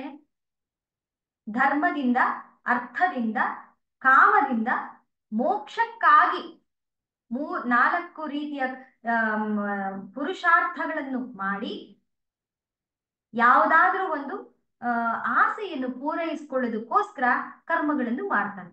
ಆದ್ರೆ ಇಲ್ಲಿ ಏನ್ ಹೇಳ್ತಾ ಇರೋದು, ನನಗೆ ಧರ್ಮದಿಂದಾಗ್ಲಿ, ಅರ್ಥದಿಂದಾಗ್ಲಿ, ಕಾಮದಿಂದಾಗ್ಲಿ ನನಗೆ ಮೋಕ್ಷ ಪಡಿಬೇಕು ಅನ್ನೋದು ಕೂಡ ನನಗೆ ಇಲ್ಲ. ಯಾಕೆ ಅಂದ್ರೆ ಐ ಆಮ್ ಫ್ರೀ. ನನಗೆ ಅದು ಯಾವುದೋ ಒಂದು ಅಂಟುವಿಕೆ ಅನ್ನೋದಿಲ್ಲ. ಹಾಗಿದ್ದ ಮೇಲೆ ಅಂದ್ರೆ ಅವನೇನ್ ಹೇಳ್ತಾ ಇರೋದು, ತನ್ನನ್ನ ತಾನು ಮನುಷ್ಯನ ಒಂದು ಲಿಮಿಟೇಷನ್ಸ್ಗೆ ಅವನು ತಗೊಳ್ತಾ ಇಲ್ಲ. ಹಿ ಇಸ್ ಬಿಯಾಂಡ್ ಅನ್ನೋದನ್ನು ಕೂಡ ಇಲ್ಲಿ ಹೇಳ್ತಾ ಇದ್ದಾನೆ. 3 ಲೋಕದಲ್ಲಿ ನನಗೆ ಬೇಕಾಗಿರುವಂಥದ್ದು ಕ್ಷಣ ಮಾತ್ರದಲ್ಲಿ ಸಿಕ್ಕತ್ತೆ. ಅಂಥದ್ರಲ್ಲಿ ನಾನು ಯಾಕೆ ಕರ್ಮ ಮಾಡ್ಬೇಕಪ್ಪ? ಅಂಥದ್ರಲ್ಲೂ ನಾ ಕರ್ಮ ಮಾಡ್ತಾ ಇದ್ದೀನಿ, ಅದನ್ನ ನೋಡಿ ಅರ್ಥ ಮಾಡ್ಕೊಳಪ್ಪ ಅಂತ ಹೇಳ್ತಾ ಇದ್ದಾನೆ. ಆದ್ರೂ ಕೂಡ ನಾನು ಯಾಕೆ ಕರ್ಮವನ್ನು ಮಾಡ್ಬೇಕು? Why should I work? Tell me ಅಂತ ಪ್ರಶ್ನೆ ಹಾಕ್ತಾನೆ. ಅದಕ್ಕೆ ಉತ್ತರವಾಗಿ ಕಾನ್ವರ್ಸೇಷನ್ ನೋಡಿ ಎಷ್ಟು ಬ್ಯೂಟಿಫುಲ್ ಆಗಿದೆ. ಈಸ್ ಟೆಲಿಂಗ್ ಕರ್ಮ ಅಂದ್ರೆ ಏನು, ಕರ್ಮ ಯಾತಿಕ್ ಮಾಡ್ಬೇಕು, ಅಜ್ಞಾನಿಗಳು ಯಾವ ರೀತಿ ಕರ್ಮ ಮಾಡ್ತಾರೆ, ಜ್ಞಾನಿಗಳು ಯಾವ ರೀತಿ ಕರ್ಮಗಳನ್ನು ಮಾಡ್ಲೇಬೇಕಾಗತ್ತೆ, ಅವರಿಗೆ ಯಾವ ಒಂದು ಅಂಟುವಿಕೆ ಇಲ್ಲದಿದ್ರೂ ಕೂಡ ಕರ್ಮವನ್ನು ಮಾಡ್ಲೇಬೇಕಾಗತ್ತೆ. ಇವಾಗ ನನ್ನ ಎಕ್ಸಾಂಪಲೇ ತಗೊಳಪ್ಪ, ನನಗೇನು ಬೇಕಾಗಿಲ್ಲ, ಆದ್ರೂ ಕೂಡ ನಾನು ಈ ಒಂದು ಯುದ್ಧ ಭೂಮಿನಲ್ಲಿ ನಿಂತಿದ್ದೀನಿ. ಯಾವುದೇ ಕ್ಷಣದಲ್ಲಿ ಬಾಣ ಬಂದು ನನಗೆ ಬೀಳಬಹುದು, ಯಾವುದೇ ಕ್ಷಣದಲ್ಲಿ ನಾನು ಸಾಯ್ಬೋದು. ಇದೆಲ್ಲನೂ ಇಟ್ಸ್ ಕಾಮನ್, ಎಲ್ಲಾದ್ರೂ ಗೊತ್ತಿದ್ದು ಕೂಡ ನನಗೆ ಕರ್ಮ ಮಾಡ್ಲೇಬೇಕು ಅಂತ ನಿಂತಿದ್ದೀನಿ. Why am I doing this? ಅದಕ್ಕೆ ಉತ್ತರವಾಗಿ ನೆಕ್ಸ್ಟ್ ಹೇಳ್ತಾನೆ, ಯದಿ ಹ್ಯಹಂ ನ ವರ್ತೇಯಂ, ಯದಿ ಹ್ಯಹಂ ನ ವರ್ತೇಯಂ ಜಾತು ಕರ್ಮಣ್ಯ ತಂದ್ರಿತಃ, ಜಾತು ಕರ್ಮಣ್ಯ ತಂದ್ರಿತಃ ಮಮ ವರ್ತ್ಮಾನುವರ್ತಂತೆ, ಮಮ ವರ್ತ್ಮಾನುವರ್ತಂತೆ ಮನುಷ್ಯಾ ಪಾರ್ಥ ಸರ್ವಶಃ, ಮನುಷ್ಯಾ ಪಾರ್ಥ ಸರ್ವಶಃ. ಇವಾಗ ಕಂಟಿನ್ಯೂ ಮಾಡ್ತಾ ಇದ್ದೇನೆ. ಏಕೆಂದ್ರೆ ಹೇ ಪಾರ್ಥನೆ, ಒಂದು ವೇಳೆ ನಾನೇನಾದ್ರೂ ಕರ್ಮ ಮಾಡೋದ್ರೊಳಗಡೆ ಅಜಾಗರೂಕತೆಯಿಂದ ತಪ್ಪು ಬಿಟ್ರೆ, ಅತಿಂದ್ರಿತಃ ಅಂತಂದ್ರೆ ಸಾವಧಾನವಾಗಿ ಮಾಡ್ಬೇಕು, ಕುಶಲತೆಯಿಂದ ಮಾಡ್ಬೇಕು. ಯಾರು ಹೇಳ್ತಾ ಇರೋದು? ಜ್ಞಾನಿಯಾದವನು ಕೂಡ ಈ ತರ ಹೇಳ್ತಾ ಇದ್ದಾನೆ. ಅಜ್ಞಾನಿಯಾದವನಿಗೆ ಅದೆಲ್ಲ ಹೇಳ್ದ, ಏನದು ಕುಶಲತೆಯಿಂದ ಮಾಡಿ, ಯೋಗ ಕರ್ಮಸು ಕೌಶಲಂ ಅಂತ ಕೂಡ ಹೇಳ್ದ. ಕುಶಲತೆಯಿಂದ ಮಾಡ್ಬೇಕು ಅಂತಲ್ಲ, ಅದು ಹೇಳಿದಾದ್ಮೇಲೂ ಕೂಡ ನಾರಿಗೆ ಮಾಡ್ಬೇಕು ಅನ್ನೋ ಕಂಪಲ್ಸಿವ್ನೆಸ್ ಇಲ್ಲದೆ ಇದ್ರೂ ಕೂಡ he is telling here that I have to do the karma in a very cautioned way, in a very carefully ಅಂತ ಹೇಳ್ತಾ ಇದ್ದಾನೆ. ಸಾವಧಾನವಾಗಿದ್ದುಕೊಂಡು, ಅತೀಂದ್ರಿತಃ ಅಂತಂದ್ರೆ ಸಾವಧಾನವಾಗಿದ್ದುಕೊಂಡು, ಕರ್ಮಣಿ ಕರ್ಮಗಳಲ್ಲಿ ವರ್ತಿಸಲೇಬೇಕು ನಾನು. ಅಕಸ್ಮಾತ್ ನ ವರ್ತೇಯಂ ಅಂದ್ರೆ ಅಕಸ್ಮಾತ್ ನಾನು ಆ ರೀತಿ ವರ್ತನೆ ಮಾಡದೇ ಇದ್ರೆ ದೊಡ್ಡ ಹಾನಿನೇ ಆಗೋಗತ್ತೆ. ಮನುಷ್ಯಾಹ ಏನ್ ಹಾನಿ ಆಗತ್ತೆ? ಮನುಷ್ಯರೆಲ್ಲರೂ ಎಲ್ಲಾ ಪ್ರಕಾರದಿಂದ ನನ್ನ ನನ್ನನ್ನೇ ಫಾಲೋ ಮಾಡ್ಬಿಡ್ತಾರೆ. ಅನುವರ್ತಂತೆ ಅನುಸರಣೆ ಮಾಡುತ್ತಾರೆ. ಅಂದ್ರೆ ಇವನೇನ್ ಹೇಳ್ತಾ ಇದ್ದಾನೆ ಅಂತಂದ್ರೆ, ನನಗೆ ಯಾವ ರೀತಿ ಕಂಪಲ್ಸಿವ್ನೆಸ್ ಇಲ್ಲ, ಏನೂ ಇಲ್ಲ, ಆದ್ರೂ ಕೂಡ I have to work very very carefully. ನಾನು ಅಕಸ್ಮಾತ್ ಕೇರ್ಫುಲ್ ಆಗಿ ವರ್ಕ್ ಮಾಡ್ದಲೇ ಹೋದ್ರೆ, ನಾನು ಅಕಸ್ಮಾತ್ ಕರ್ಮವನ್ನು ಮಾಡ್ದಲೇ ಹೋದ್ರೆ ಏನಾಗತ್ತೆ? ನನ್ನನ್ನ ಫಾಲೋ ಮಾಡ್ತಾ ಇರುವಂತ, because I am the role model here, right? ಇವಾಗ ನನ್ನನ್ನ ಫಾಲೋ ಮಾಡ್ತಾ ಇರೋ ಅಂತವ್ರು ಅವರು ಕೂಡ ನನ್ನನ್ನು ಫಾಲೋ ಮಾಡ್ತಾರೆ. ಅವರು ಕೂಡ ನಾನು ಕೆಲಸ ಮಾಡ್ದಲೇ ಇರೋದನ್ನ ಫಾಲೋ ಮಾಡ್ತಾರೆ. I have to act in such a way that others who are following me should follow me. ನನಗೆ ಬೇಕಾಗಿಲ್ಲ, ಕೆಲಸ ಮಾಡೋದೇನು ಬೇಕಾಗಿಲ್ಲ, ಆದ್ರೂ ಕೂಡ ನಾನು ಕೆಲಸ ಮಾಡ್ಬೇಕು. ಯಾಕೆ ಅಂತಂದ್ರೆ ಪೀಪಲ್ ಹೂ ಆರ್ ಫಾಲೋಯಿಂಗ್, ನಾನ್ ಕೆಲಸ ಮಾಡ್ತಾ ಇಲ್ಲ ಅಂತ ಕೂತ್ಕೊಂಡ್ಬಿಟ್ರೆ ಅವ್ರಿಗೂ ತೊಂದರೆ ಆಗತ್ತೆ. ಅಂತ ಹೇಳ್ತಾರೆ. ಇಲ್ಲಿ ಒಂದು ಪ್ರಶ್ನೆ ಬರುತ್ತೆ. ಆಕ್ಚುಲಿ ಇಲ್ಲಿ ಅವನಿಗೆ ಹಿಂದಿನ ಶ್ಲೋಕದಲ್ಲಿ ಏನ್ ಹೇಳ್ದ ಅವನು, ಕರ್ಮ ಮಾಡೋದು ನನ್ಗೇನು ಪಡಿಬೇಕಾದಿಲ್ಲ ಅಂದ, ನನಗೇನು ಬೇಕಾದಿಲ್ಲ ಅಂದ. ಹಾಗಿದ್ದ ಮೇಲೆ ಅವನು ಯಾವ ಕಾರಣಕ್ಕೋಸ್ಕರ ಕೆಲಸ ಮಾಡ್ಬೇಕು? What is the attitude with which is working here? ಯಾತಕ್ಕೋಸ್ಕರ ಕೆಲಸ ಮಾಡ್ಬೇಕು? ಯಾವ ಭಾವದಿಂದ ಮಾಡ್ಬೇಕು? ಅಜ್ಞಾನಿಗಳಿಗೂ ಹೇಳ್ದ ಅವನು, ಯಾವ ಭಾವದಿಂದ ಮಾಡ್ಬೇಕು? ನೀನ್ ಅಂಟುಕೊಳ್ಳದೆ ಇರೋ ರೀತಿ ನಿನ್ನ ಕೆಲಸವನ್ನು ಭಗವದ್ ಅರ್ಪಣೆ ಭಾವದಿಂದ ಮಾಡ್ಬೇಕು. ಬಿ ವೆರಿ ಕಾಷನ್ ಅಂತೆಲ್ಲ ಹೇಳ್ದ. ಇಲ್ಲಿ ಯಾವ ಭಾವ ತೋರಿಸ್ತಾ ಇದ್ದಾನೆ ಕೃಷ್ಣ? ಇಲ್ಲಿ ಯಾಕೆ ಕಾಷನ್ ಆಗಿರ್ಬೇಕು? ಯಾಕಂದ್ರೆ ಸ್ವಯಂ ಭಗವಂತನಾಗಿರುವಂತ ಕೃಷ್ಣ ಅವನು ಕೇರ್ಫುಲ್ ಆಗಿ ಕೆಲಸ ಮಾಡ್ಬೇಕು ಅಂತಂದ್ರೆ, ಅವನ್ಗೇನು ಪಡಿಬೇಕಾದಿಲ್ಲ ಆದ್ರೂ ಕೇರ್ಫುಲ್ ಆಗಿ ಕೆಲಸ ಮಾಡ್ಬೇಕು ಅಂತಂದ್ರೆ, what is the attitude is talking here? ಇಲ್ಲಿ ನಾವು ಕೃಷ್ಣನ ಅವತಾರವನ್ನು ಅರ್ಥ ಮಾಡ್ಕೊಂಡ್ರೆ ಅವಾಗ ನಮ್ಗೆ ಪೂರ್ತಿ ಅರ್ಥ ಆಗುತ್ತೆ. ಕೃಷ್ಣ ಹುಟ್ಟಿರೋದು ಯಾತಕ್ಕೆ? ಧರ್ಮಕ್ಕೆ, ಧರ್ಮ ಸಂಸ್ಥಾಪನೆಗೋಸ್ಕರ ಭಗವಂತ ಹುಟ್ಟಿದಾನೆ. ಧರ್ಮ ಸಂಸ್ಥಾಪನಾರ್ಥಾಯ ಸಂಭವಾಮಿ ಯುಗೆ ಯುಗೆ. ಅವನು ಹುಟ್ಟಿರೋದೇ ಅದಕ್ಕೋಸ್ಕರ. ಅವನು ಮನುಷ್ಯ ಯೋನಿಯಿಂದ ಬಂದವನಲ್ಲ. ಮನುಷ್ಯ ಯೋನಿಯಿಂದ ಬಂದ್ರೆ ಅದಕ್ಕೆ ರೀತಿಯಾದ ಒಂದು ಕರ್ಮದ ಒಂದು ಬಂಧನೆ ಎಲ್ಲದೂ ಇರುತ್ತೆ. ಆದ್ರೆ ಇವನು ಮನುಷ್ಯ ಯೋನಿಯಿಂದ ಬಂದದ್ದಲ್ಲ. ಅಂದ್ರೆ ನಾ ಹೇಳ್ತಾ ಇರೋದು, ಅವನ ಅವತಾರ ಆಗಿರುವುದೇ ಧರ್ಮ ಸಂಸ್ಥಾಪನೆಗೆ. ಸೊ ಹಾಗಾಗಿ ಅವನು ಕೆಲಸ ಯಾವ ರೀತಿ ಮಾಡ್ಬೇಕು? ಧರ್ಮ ಸಂಸ್ಥಾಪನೆ ಆಗ್ತಾ ಇದೆಯಾ ಅನ್ನೋ ರೀತಿನೇ ಮಾಡ್ಬೇಕು. He has to be very caution. ಧರ್ಮ ಅಂದ್ರೆ ಏನು? ಅದನ್ನ ತೋರಿಸ್ಕೊಡೋದಕ್ಕೋಸ್ಕರ ಅವನು ಧರ್ಮದಿಂದ ಇರಬೇಕು. ಅಕಸ್ಮಾತ್ ಯಾರು ಇಲ್ಲಿ ಏನ್ ಹೇಳ್ತಾ ಇದ್ದಾನೆ ಅಂತಂದ್ರೆ, ಸೃಷ್ಟಿ ಕಾರ್ಯ ಸಂಚಾಲಕ ಮತ್ತೆ ನಾಶ ಮಾಡುವವನು, ಅಂದ್ರೆ he is the ruler, he is the maker of the all rules. ಅಂಥವನೇ ರೂಲ್ಸ್ ನ ಫಾಲೋ ಮಾಡ್ಲಿಲ್ಲ ಅಂತಂದ್ರೆ ಧರ್ಮ ಹೇಗ್ ಸ್ಥಾಪನೆ ಆಗತ್ತೆ?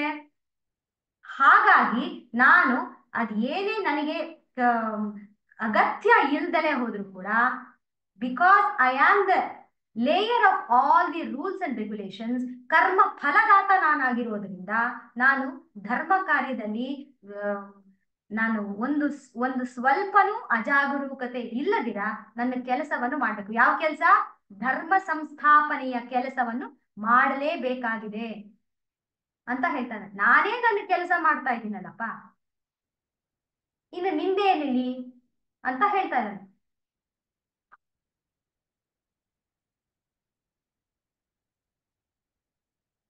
ಸೊ ಹಾಗಾಗಿ ಯಾತಿಗೋಸ್ಕರ ಕೆಲಸ ಮಾಡ್ಬೇಕು ಅಂತಂದ್ರೆ, ಕರ್ಮ ಯಾವ ರೀತಿ ಮಾಡ್ಬೇಕು ಅನ್ನೋದನ್ನ ಜನರಿಗೆ ಹೇಳ್ಬೇಕು ಅಂತಂದ್ರೆ, ನಾನು ಆ ರೀತಿ ಫಾಲೋ ಮಾಡಿದ್ರೆ ಜನರು ನನ್ನನ್ನ ಫಾಲೋ ಮಾಡ್ತಾರೆ. ಹಾಗಾಗಿ ನಾನು ಕರ್ಮ ಮಾಡ್ಲೇಬೇಕು. ನನ್ನನ್ನ ನೋಡಿ ಕಲಿತಾರೆ, ಹಾಗಾಗಿ ನಾನು ಕರ್ಮ ಮಾಡ್ಲೇಬೇಕು, ಕರ್ತವ್ಯವನ್ನು ಮಾಡ್ಲೇಬೇಕು, ಧರ್ಮದಿಂದ ಮಾಡ್ಲೇಬೇಕು. ನಿಮ್ಗೆಲ್ಲ ಹೇಳ್ಕೊಡ್ತಾ ಇದ್ದೀನಿ ನಾನು, ಯಾವ ರೀತಿ ಮಾಡ್ಬೇಕು, ಹೇಗ್ ಮಾಡ್ಬೇಕು ಅನ್ನೋದನ್ನ ನಿಮ್ಗೆ ಹಂತ ಹಂತವಾಗಿ ಸ್ಟೆಪ್ ಬೈ ಸ್ಟೆಪ್ ಹೇಳ್ಕೊಡ್ತಾ ಇದ್ದೀನಿ ಅಂತಂದ್ರೆ, if I am not doing that work, how will you learn? So ಹಾಗಾಗಿ ನೀವು ನನ್ನನ್ನ ನೋಡಿ ಕಲಿಬೇಕು ಅಂತಂದ್ರೆ ನಾನೂ ಕೂಡ ಈ ಒಂದು ಕರ್ತವ್ಯದಲ್ಲಿ ಪಾಲ್ಗೊಳ್ಳೇಬೇಕು. ಹಾಗಾಗಿ ಕರ್ತವ್ಯವನ್ನು ಮಾಡ್ತಾ ಇದ್ದೀನಿ, ನೀನು ನೋಡಿ ಕಲಿ ಅಂತ ಹೇಳ್ತಾರೆ. 24ನೇ ಶ್ಲೋಕ. उत्सीदेयुरिमे लोकाः, उत्सीदेयुरिमे लोकाः, न कुर्यां कर्म चेदहम्, न कुर्यां कर्म चेदहम्, संकरस्य च कर्तस्याम्, संकरस्य च कर्तास्याम्, उपहन्यामि मा प्रजाः, उपहन्यामि मा प्रजाः. ಚೇತ್ ಅಂದ್ರೆ ಒಂದು ವೇಳೆ, ಅಹಂ ನಾನು, ಕರ್ಮವನ್ನು ನ ಕುರ್ಯಾತ್ ಮಾಡದೇ ಇದ್ದರೆ ಏನಾಗತ್ತೆ? ಇಲ್ಲಿ ಏನ್ ಹೇಳ್ತಾ ಇದ್ದಾನೆ? ಹೋದ್ ಶ್ಲೋಕದಲ್ಲಿ ಏನ್ ಹೇಳ್ದ? ನಾನು ಕರ್ಮನ ಕೇರ್ಫುಲ್ ಆಗಿ ಮಾಡ್ಬೇಕು ಅಂತ ಹೇಳ್ದ. ಇಲ್ಲೇನ್ ಹೇಳ್ತಾ ಇದ್ದಾನೆ? ಕರ್ಮನ ನಾನು ಮಾಡ್ದಲೇ ಹೋದ್ರೆ ಏನಾಗತ್ತೆ ಅಂತ ಹೇಳ್ತಾನೆ. First of all, how you have to do, and now if you escape from action, ಅದನ್ನು ಹೇಳ್ತಾ ಇದ್ದಾನೆ. ಅಂದ್ರೆ ನಮಗೆ ಹೇಳೋ ರೀತಿನೂ ಹೇಳ್ದ, ನಮ್ಗೇನ್ ಹೇಳ್ದ, how you have to do ಅನ್ನೋದನ್ನ ಹೇಳ್ದ. ಆಯ್ತಾ? ಕರ್ಮಣ್ಯೇ ವಾಧಿಕಾರಸ್ತೆ ಮಾ ಫಲೇಶು ಕದಾಚನ ಅಂದ್ರೆ ಏನರ್ಥ, ಕರ್ಮವನ್ನು ನೀನು ಮಾಡ್ಲೇಬೇಕು ಅಂತ. ಆ ಕರ್ಮವನ್ನು ಯಾವ ರೀತಿ ಮಾಡ್ಬೇಕು ಅನ್ನೋದು ಕೂಡ ಹೇಳಿ. ಅದಾದ್ಮೇಲೆ ಕರ್ಮನ ಮಾಡ್ದಲೇ ಇರಕ್ ಸಾಧ್ಯನೇ ಇಲ್ಲ ಅನ್ನೋದು ಕೂಡ ಹೇಳಿ. ಅದೇ ರೀತಿ ಅವನ ಬಗ್ಗೆನೂ ಅವ್ನು ಹೇಳ್ತಾನೆ, ಕರ್ಮವನ್ನು ಜಾಗರೂಕತೆಯಿಂದ ಮಾಡ್ತಾ ಇದ್ದೀನಿ ಅಂತ. ಈಗ ನೆಕ್ಸ್ಟ್ ಸ್ಟೆಪ್ ಅಲ್ಲಿ ಆ ಅಜ್ಞಾನಿಗಳಿಗೆ, ಲೋಕದ ಜನರಿಗೆ ಕಂಪೇರ್ ಮಾಡ್ತಾ ಏನ್ ಹೇಳ್ತಾ ಇದ್ದಾನೆ, ಕರ್ಮ ಮಾಡ್ದಲೇ ಇರಕ್ಕೆ ನನಗೂ ಸಾಧ್ಯ ಇಲ್ಲ. ಅಕಸ್ಮಾತ್ ನಾನು ಕರ್ಮ ಮಾಡ್ದಲೇ ಹೋದ್ರೆ ಏನಾಗುತ್ತೆ ಅದನ್ನ ಹೇಳ್ತಾ ಇದ್ದಾನೆ. ಸಂಕರಸ್ಯ, ವರ್ಣ ಸಂಕರತೆ ಬಂದ್ಬಿಡುತ್ತೆ. ಕರ್ತಾಹ, ಉಂಟು ಮಾಡುವವನಾಗಿ ನಾನೇ ಕಾರಣ ಆಗೋಗ್ತೀನಿ. ಏನು ವರ್ಣ ಸಂಕರತೆ ಬರೋದಿಕ್ಕೆ ನಾನೇ ಕಾರಣ ಆಗೋಗ್ತೀನಿ. ಸಮ ಇಮ ಈ ಸಮಸ್ತ ಪ್ರಜೆಗಳು ಕೂಡ ನಾಶ ಆಗೋಗುತ್ತೆ. ಉಪಹನ್ಯಾಮ್ ಅಂತಂದ್ರೆ ನಾಶ ಆಗೋಗತ್ತೆ. ಇಲ್ಲಿ 3 ಪಾಯಿಂಟ್ಸ್ ನ ಹೇಳಿದ್ದಾನೆ. ನಾನು ಕರ್ಮ ಮಾಡ್ದಲೇ ಹೋದ್ರೆ, ಮೊದಲನೇ ಪಾಯಿಂಟ್ ಅಲ್ಲಿ ಜನರು ನಷ್ಟಭ್ರಷ್ಟರಾಗಿ ಹೋಗ್ತಾರೆ, ಅಂದ್ರೆ ಉತ್ಸೀದೇಯುಹು ಅಂದ್ರೆ ನಷ್ಟಭ್ರಷ್ಟರಾಗಿ ಹೋಗ್ತಾರೆ. ಎರಡನೇ ಪಾಯಿಂಟ್ ಏನಾಯ್ತು, ಸಂಕರಸ್ಯ ಅಂದ್ರೆ ವರ್ಣ ಸಂಕರತೆ ಬಂದ್ಬಿಡುತ್ತೆ ಜನರಲ್ಲಿ ಅಂತ ಹೇಳ್ತಾರೆ.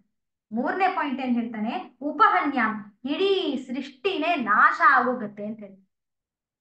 ಅಕಸ್ಮಾತ್ ಭಗವಂತ ಕೆಲಸ ಮಾಡ್ದಲೇ ಹೋದ್ರೆ, he is only telling no that ನಾನ್ ಕೆಲಸ ಮಾಡ್ದಲೇ ಹೋದ್ರೆ ಯಾರಿಗೂ ಅವನಿಗೆ ಏನು ವ್ಯತ್ಯಾಸ ಆಗೋದಿಲ್ಲ ಅಂತಂದ್ರೆ, ಇಷ್ಟೆಲ್ಲಾ ವ್ಯತ್ಯಾಸಗಳು ಹೇಗ್ ಬರುತ್ತೆ? ವರ್ಣ ಸಂಕರತೆ ಅಂದ್ರೆ ಏನು? ಹೇಗೆ ನಷ್ಟಭ್ರಷ್ಟ ಆಗೋಗುತ್ತೆ? ಇಲ್ಲೇನ್ ಹೇಳ್ತಾ ಇದ್ದಾನೆ, ನಾನ್ ಅಕಸ್ಮಾತ್ ಕರ್ಮವನ್ನು ಸರಿಯಾಗಿ ಮಾಡ್ದಲೇ ಹೋದ್ರೆ ಏನಾಗತ್ತೆ, ಮನುಷ್ಯರಲ್ಲಿ ಓಹೋ ಹೌದಲ್ವಾ, ನಾನೇ ಮಾಡ್ದಲೇ ಹೋದ್ರೆ ಬೇಕಾಗಿಲ್ಲ, ನಾನು ಮಾಡೋದ್ ಬೇಡ ಅಂತ ನೆಕ್ಸ್ಟ್ ಬರುವಂತ ಜನರೇಷನ್ ಮಾಡೋದಿಲ್ಲ. ಅವಾಗ ಏನಾಗತ್ತೆ, ಕರ್ಮ ಅಂತ ಇಲ್ಲಿ ಏನ್ ಹೇಳ್ತಾ ಇರೋದು, ಕರ್ಮ ಅಂತಂದ್ರೆ ಯಾವ ಕರ್ಮದ ಬಗ್ಗೆ ಮಾತಾಡ್ತಾ ಇದ್ದಾರೆ ಗಮನ ಕೊಡಿ. ಇಲ್ಲಿ ನಾನು ಎರಡು ಎರಡು ಎಪಿಸೋಡ್ಸ್ ಹಿಂದೆ ಹೇಳಿದ್ದೆ, ಧರ್ಮ ಧರ್ಮೇ ಚ ಅರ್ಥೇ ಚ ಕಾಮೇ ಚ ನಾತಿ ಚರಾಮಿ ಅಂತ ಹೇಳಿದ್ನಲ್ಲ.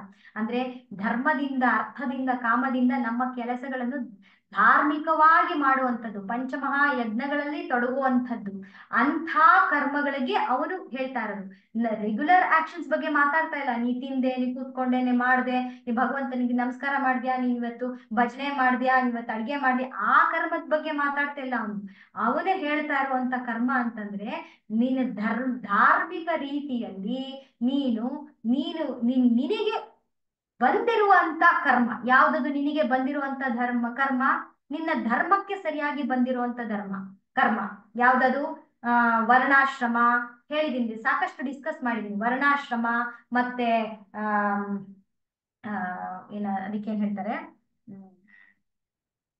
ಅವಸ್ಥಾಶ್ರಮ, ಹೀಗೆ ಎಲ್ಲ ಅವರವರ ಸ್ಟೇಜ್ ನಲ್ಲಿ ಯಾವ ರೀತಿ ಕೆಲಸಗಳನ್ನು ಮಾಡಬೇಕೋ ಇಟ್ಟಿದೆಯೋ ಅದು ಆ ರೀತಿ ಕೆಲಸಗಳು ಸ್ವಾಭಾವಿಕ ಧರ್ಮವಾಗಿ, ಪರಿಸ್ಥಿತಿಗೆ ತಕ್ಕಂತೆ ಧರ್ಮವಾಗಿ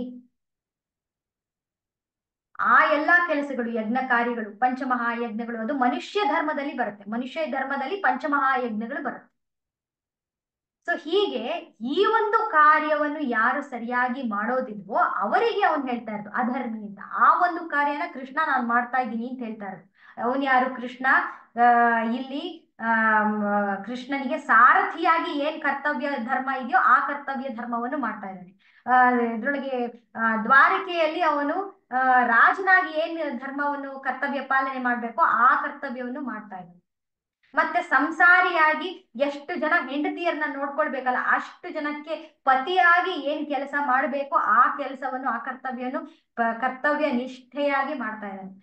ಕೃಷ್ಣನ ಜೀವನವನ್ನು ನೋಡಿದ್ರೆ ಒಂದು it is not to be, ನಾವು ಅನ್ಬೋದು ಆಕ್ಚುಲಿ ಕೃಷ್ಣ ಭಗವಂತ ಎಲ್ಲಾ ಗೊತ್ತಿದೆ ಅವನ್ಗೆ, ನೆಕ್ಸ್ಟ್ ಆಗೋದು ಏನು ಅಂತ ಕೂಡ ಗೊತ್ತಿದೆ, ಹಾಗಾಗಿ ಅವನ್ಗೆ ಕೆಲಸ ಮಾಡೋದು ಈಸಿಯಪ್ಪ ಅನ್ನೋದು ನಾವು ಹೇಳ್ತೀವಿ. ಆದ್ರೆ ಕೃಷ್ಣನಿಗೆ ಹುಟ್ಟದಾಗ್ಲಿಂದ ಕೊನೆಯವರೆಗೂ ಅವನು ಅನುಭವಿಸದೇ ಇರುವಂತ ಕಷ್ಟ ಇಲ್ವೇ ಇಲ್ಲ.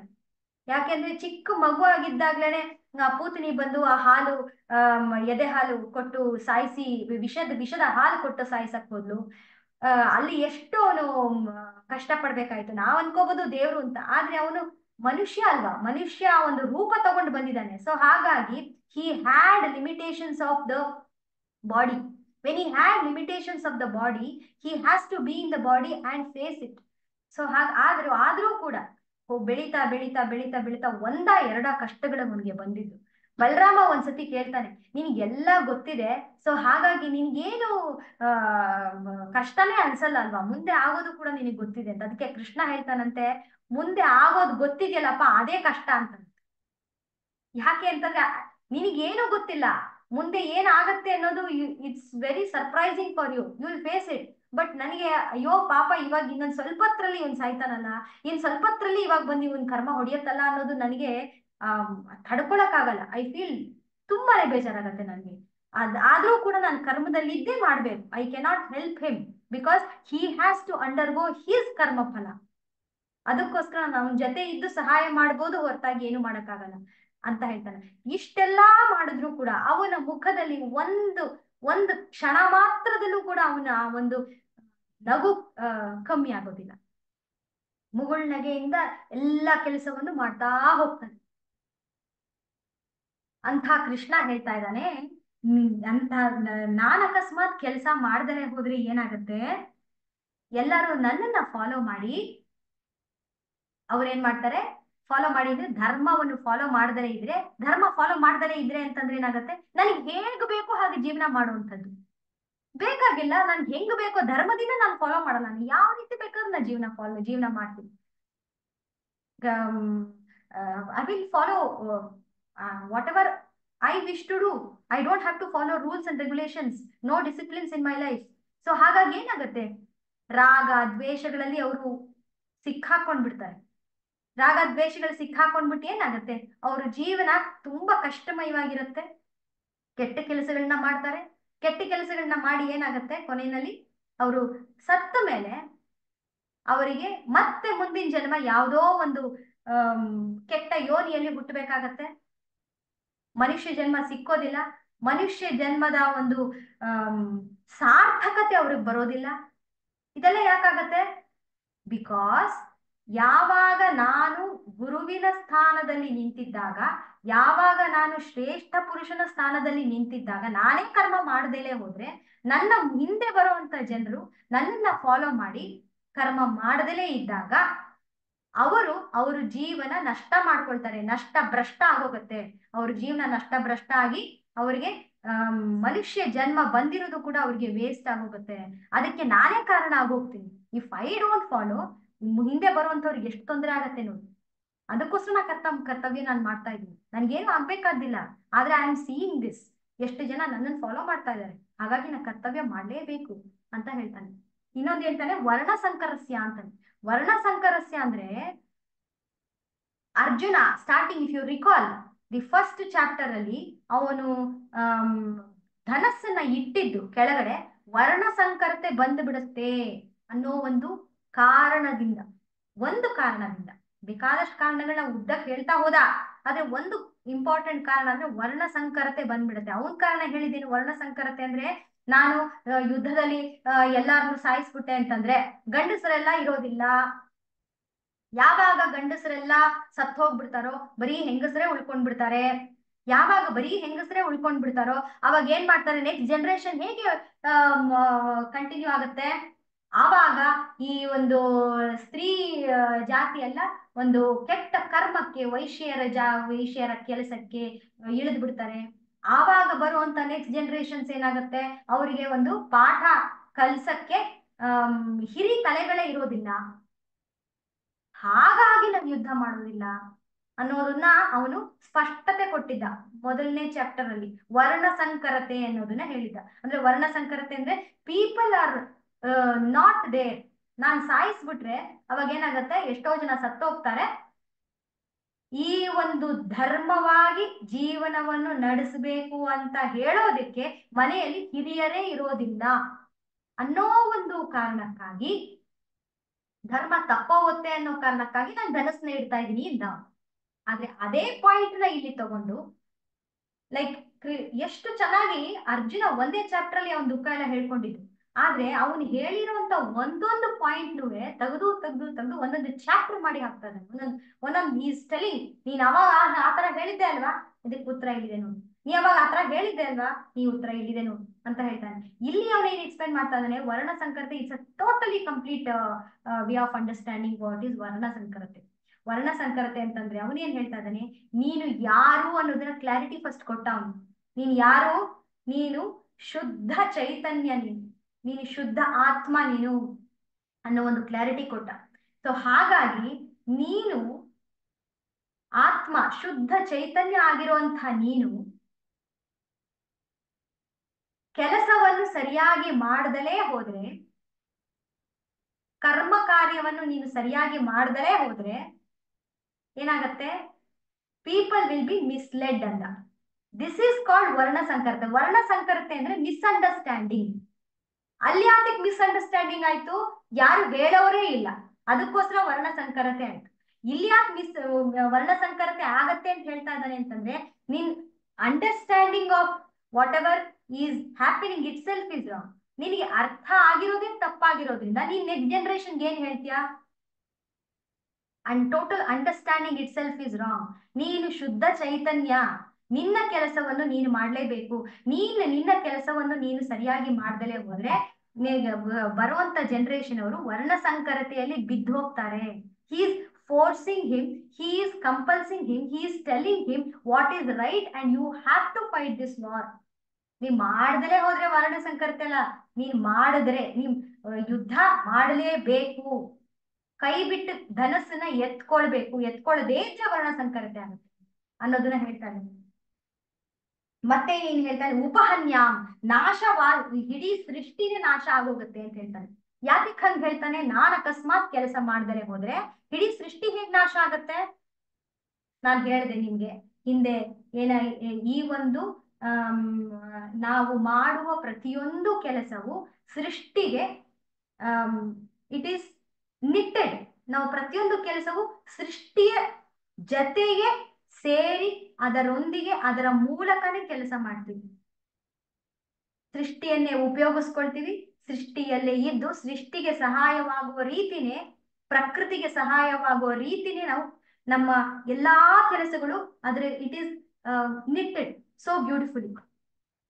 ನಾವು ಧರ್ಮದಿಂದ ನಡೀತಿದ್ರೆ ಏನಾಗತ್ತೆ, ಅಯ್ಯೋ ಬಿಡು, ಮಾಡಿದ್ರು ಸರಿ ಮಾಡ್ದಲೇ ಹೋದ್ರು ಸರಿ, ಏನಾಗ್ಬೇಕಾದಿದೆ ಅಂತ ಮನಸ್ಸಿಗೆ ನಮ್ಗೆ ಯಾವಾಗ ಬಂದ್ಬಿಡುತ್ತೋ ಅವಾಗ ನಾವು ನಿಜವಾಗ್ಲೂ ಧರ್ಮದಿಂದ ಕೆಲಸಗಳು ಮಾಡೋದಿಲ್ಲ. ಧರ್ಮದಿಂದ ಕೆಲಸಗಳು ಮಾಡೋದಿಲ್ಲ ಅಂದ್ರೆ ಪಂಚಮಹಾಯಜ್ಞಗಳು ನಾವು ಮಾಡೋದಿಲ್ಲ.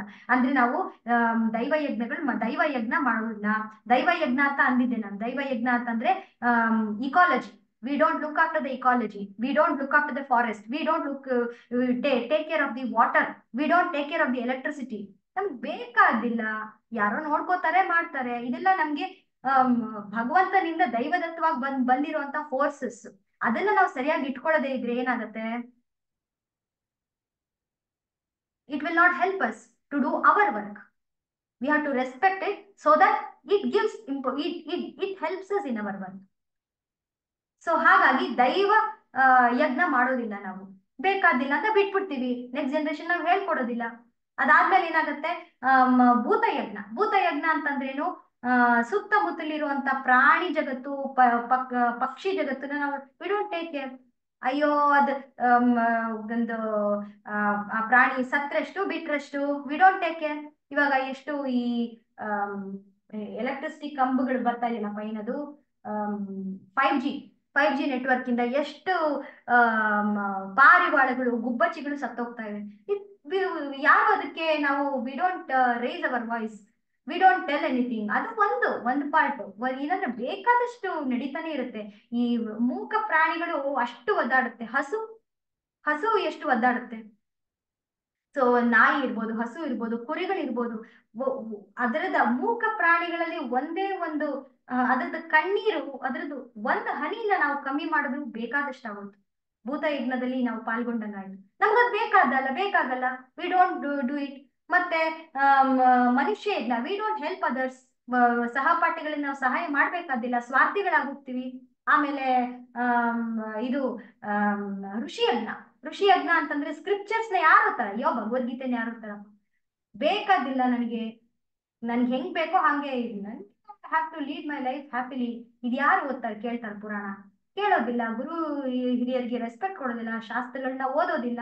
ಸೊ ಹಾಗಾಗಿ ಈ ಒಂದು ಕೆಲಸಗಳಲ್ಲಿ ಯಾರು ಮಾಡೋದಿಲ್ವೋ ಏನಾಗತ್ತೆ, ನಾನು ಮಾಡ್ದಲೆ ಹೋದ್ರೆ ನೆಕ್ಸ್ಟ್ ಜನರೇಷನ್ಸ್ ಇವ್ರು ಇದನ್ನ ಫಾಲೋ ಮಾಡೋದಿಲ್ಲ. ಇದು ಒಬ್ರ ಇಬ್ರ generations together will not follow me. When they do not follow me ಏನಾಗತ್ತೆ, ಪ್ರಕೃತಿಯಲ್ಲಿ ಏರುಪೇರುಗಳಾಗಿ ವಿಕೋಪಗಳಾಗುತ್ತೆ. ಏನು, ಕ್ಷಾಮ ಬರುತ್ತೆ, ಭೂಕಂಪ ಆಗಬಹುದು, ಮಳೆ ಜಾಸ್ತಿ ಆಗ್ಬಹುದು, ಪ್ರಳಯ ಆಗಬಹುದು. ಪ್ರಳಯ ಅಂತಂದ್ರೆ ಈ ಮಳೆ ಜಾಸ್ತಿ ಬಂದು ಎಷ್ಟು ಜನ ಹೋಗ್ಬೋದು, ಅದು ಬೇಡ, ಕೊರೋನಾ, ಈ ಈ ತರ ಬೇಕಾದಷ್ಟು ಬಂದು ಮಹಾಮಾರಿಗಳು ಸಾಕಷ್ಟು ಬಂದು ತಗೊಂಡು ಹೊಟ್ಟೋಗತ್ತೆ. ಯಾತಕ್ಕೆ ಇದೆಲ್ಲ ಆಗ್ತಾ ಇದೆ? ಜನರಲ್ಲಿ ಆ ಧರ್ಮ ಅನ್ನೋದು ಇಲ್ಲದೆ ಇದ್ದಾಗ ಇದೆಲ್ಲ ನಡೆಯುತ್ತೆ. ಇದ್ಯಾತಕ್ಕಾಗತ್ತೆ? ಯಾರು ಇದನ್ನ ನಡೆಸ್ಕೊಂಡು ಮುಂದೆ ಬರುವಂತ ಹೀರೋ ಯಾರಿದನ್ನ ರೋಲ್ ಮಾಡಲ್ ಅವನೇ ಫಾಲೋ ಮಾಡ್ದಲೆ ಹೋದ್ರೆ ಇದ್ಯಾವುದು ಸಾಧ್ಯನೇ ಆಗೋದಿಲ್ಲ. ಹಾಗಾಗಿ ನಾನು ಈ ಕರ್ತವ್ಯ ಪಾಲನೆ ಮಾಡಲೇಬೇಕು. ನನ್ಗೇನು ಆಗ್ಬೇಕಾದಿಲ್ಲ, ಆದ್ರೂ ಕೂಡ ನಾ ಮಾಡೇ ಮಾಡ್ತೀನಿ. ಯಾಕೆ ಅಂತಂದ್ರೆ ಇಷ್ಟೆಲ್ಲ ಲಾಸ್ ಆಗತ್ತೆ ನಾನು ಮಾಡ್ದಲೆ ಹೋದ್ರೆ. ಸೊ ಹಾಗಾಗಿ ನೀನು ಕೂಡ ಅದೇ ಸ್ಥಾನದಲ್ಲಿ ನಿಂತಿದ್ಯಾ Arjuna. You people are seeing you as a role model. So ಹಾಗಾಗಿ ನೀನ್ ನನ್ನನ್ನ ನೋಡಿ ಕಲಿ ಅಂತ ಹೇಳ್ತಾ ಇದ್ದಾನೆ. 25ನೇ ಶ್ಲೋಕ. ಸಕ್ತಾಃ ಕರ್ಮಣ್ಯ ವಿದ್ವಾಂಸೋ, ಸಕ್ತಾಃ ಕರ್ಮಣ್ಯ ವಿದ್ವಾಂಸೋ ಯಥಾ ಕುರ್ವಂತಿ ಭಾರತ, ಯಥಾ ಕುರ್ವಂತಿ ಭಾರತ ಕುರ್ಯಾದ್ ವಿದ್ವಾಂಸ್ ತಥಾ ಸಕ್ತ, ಕುರ್ಯಾದ್ ವಿದ್ವಾಂಸ್ ತಥಾ ಸಕ್ತ ಚಕೀರ್ಷು ಲೋಕ ಸಂಗ್ರಹಂ, ಚಕೀರ್ಷು ಲೋಕ ಸಂಗ್ರಹಂ.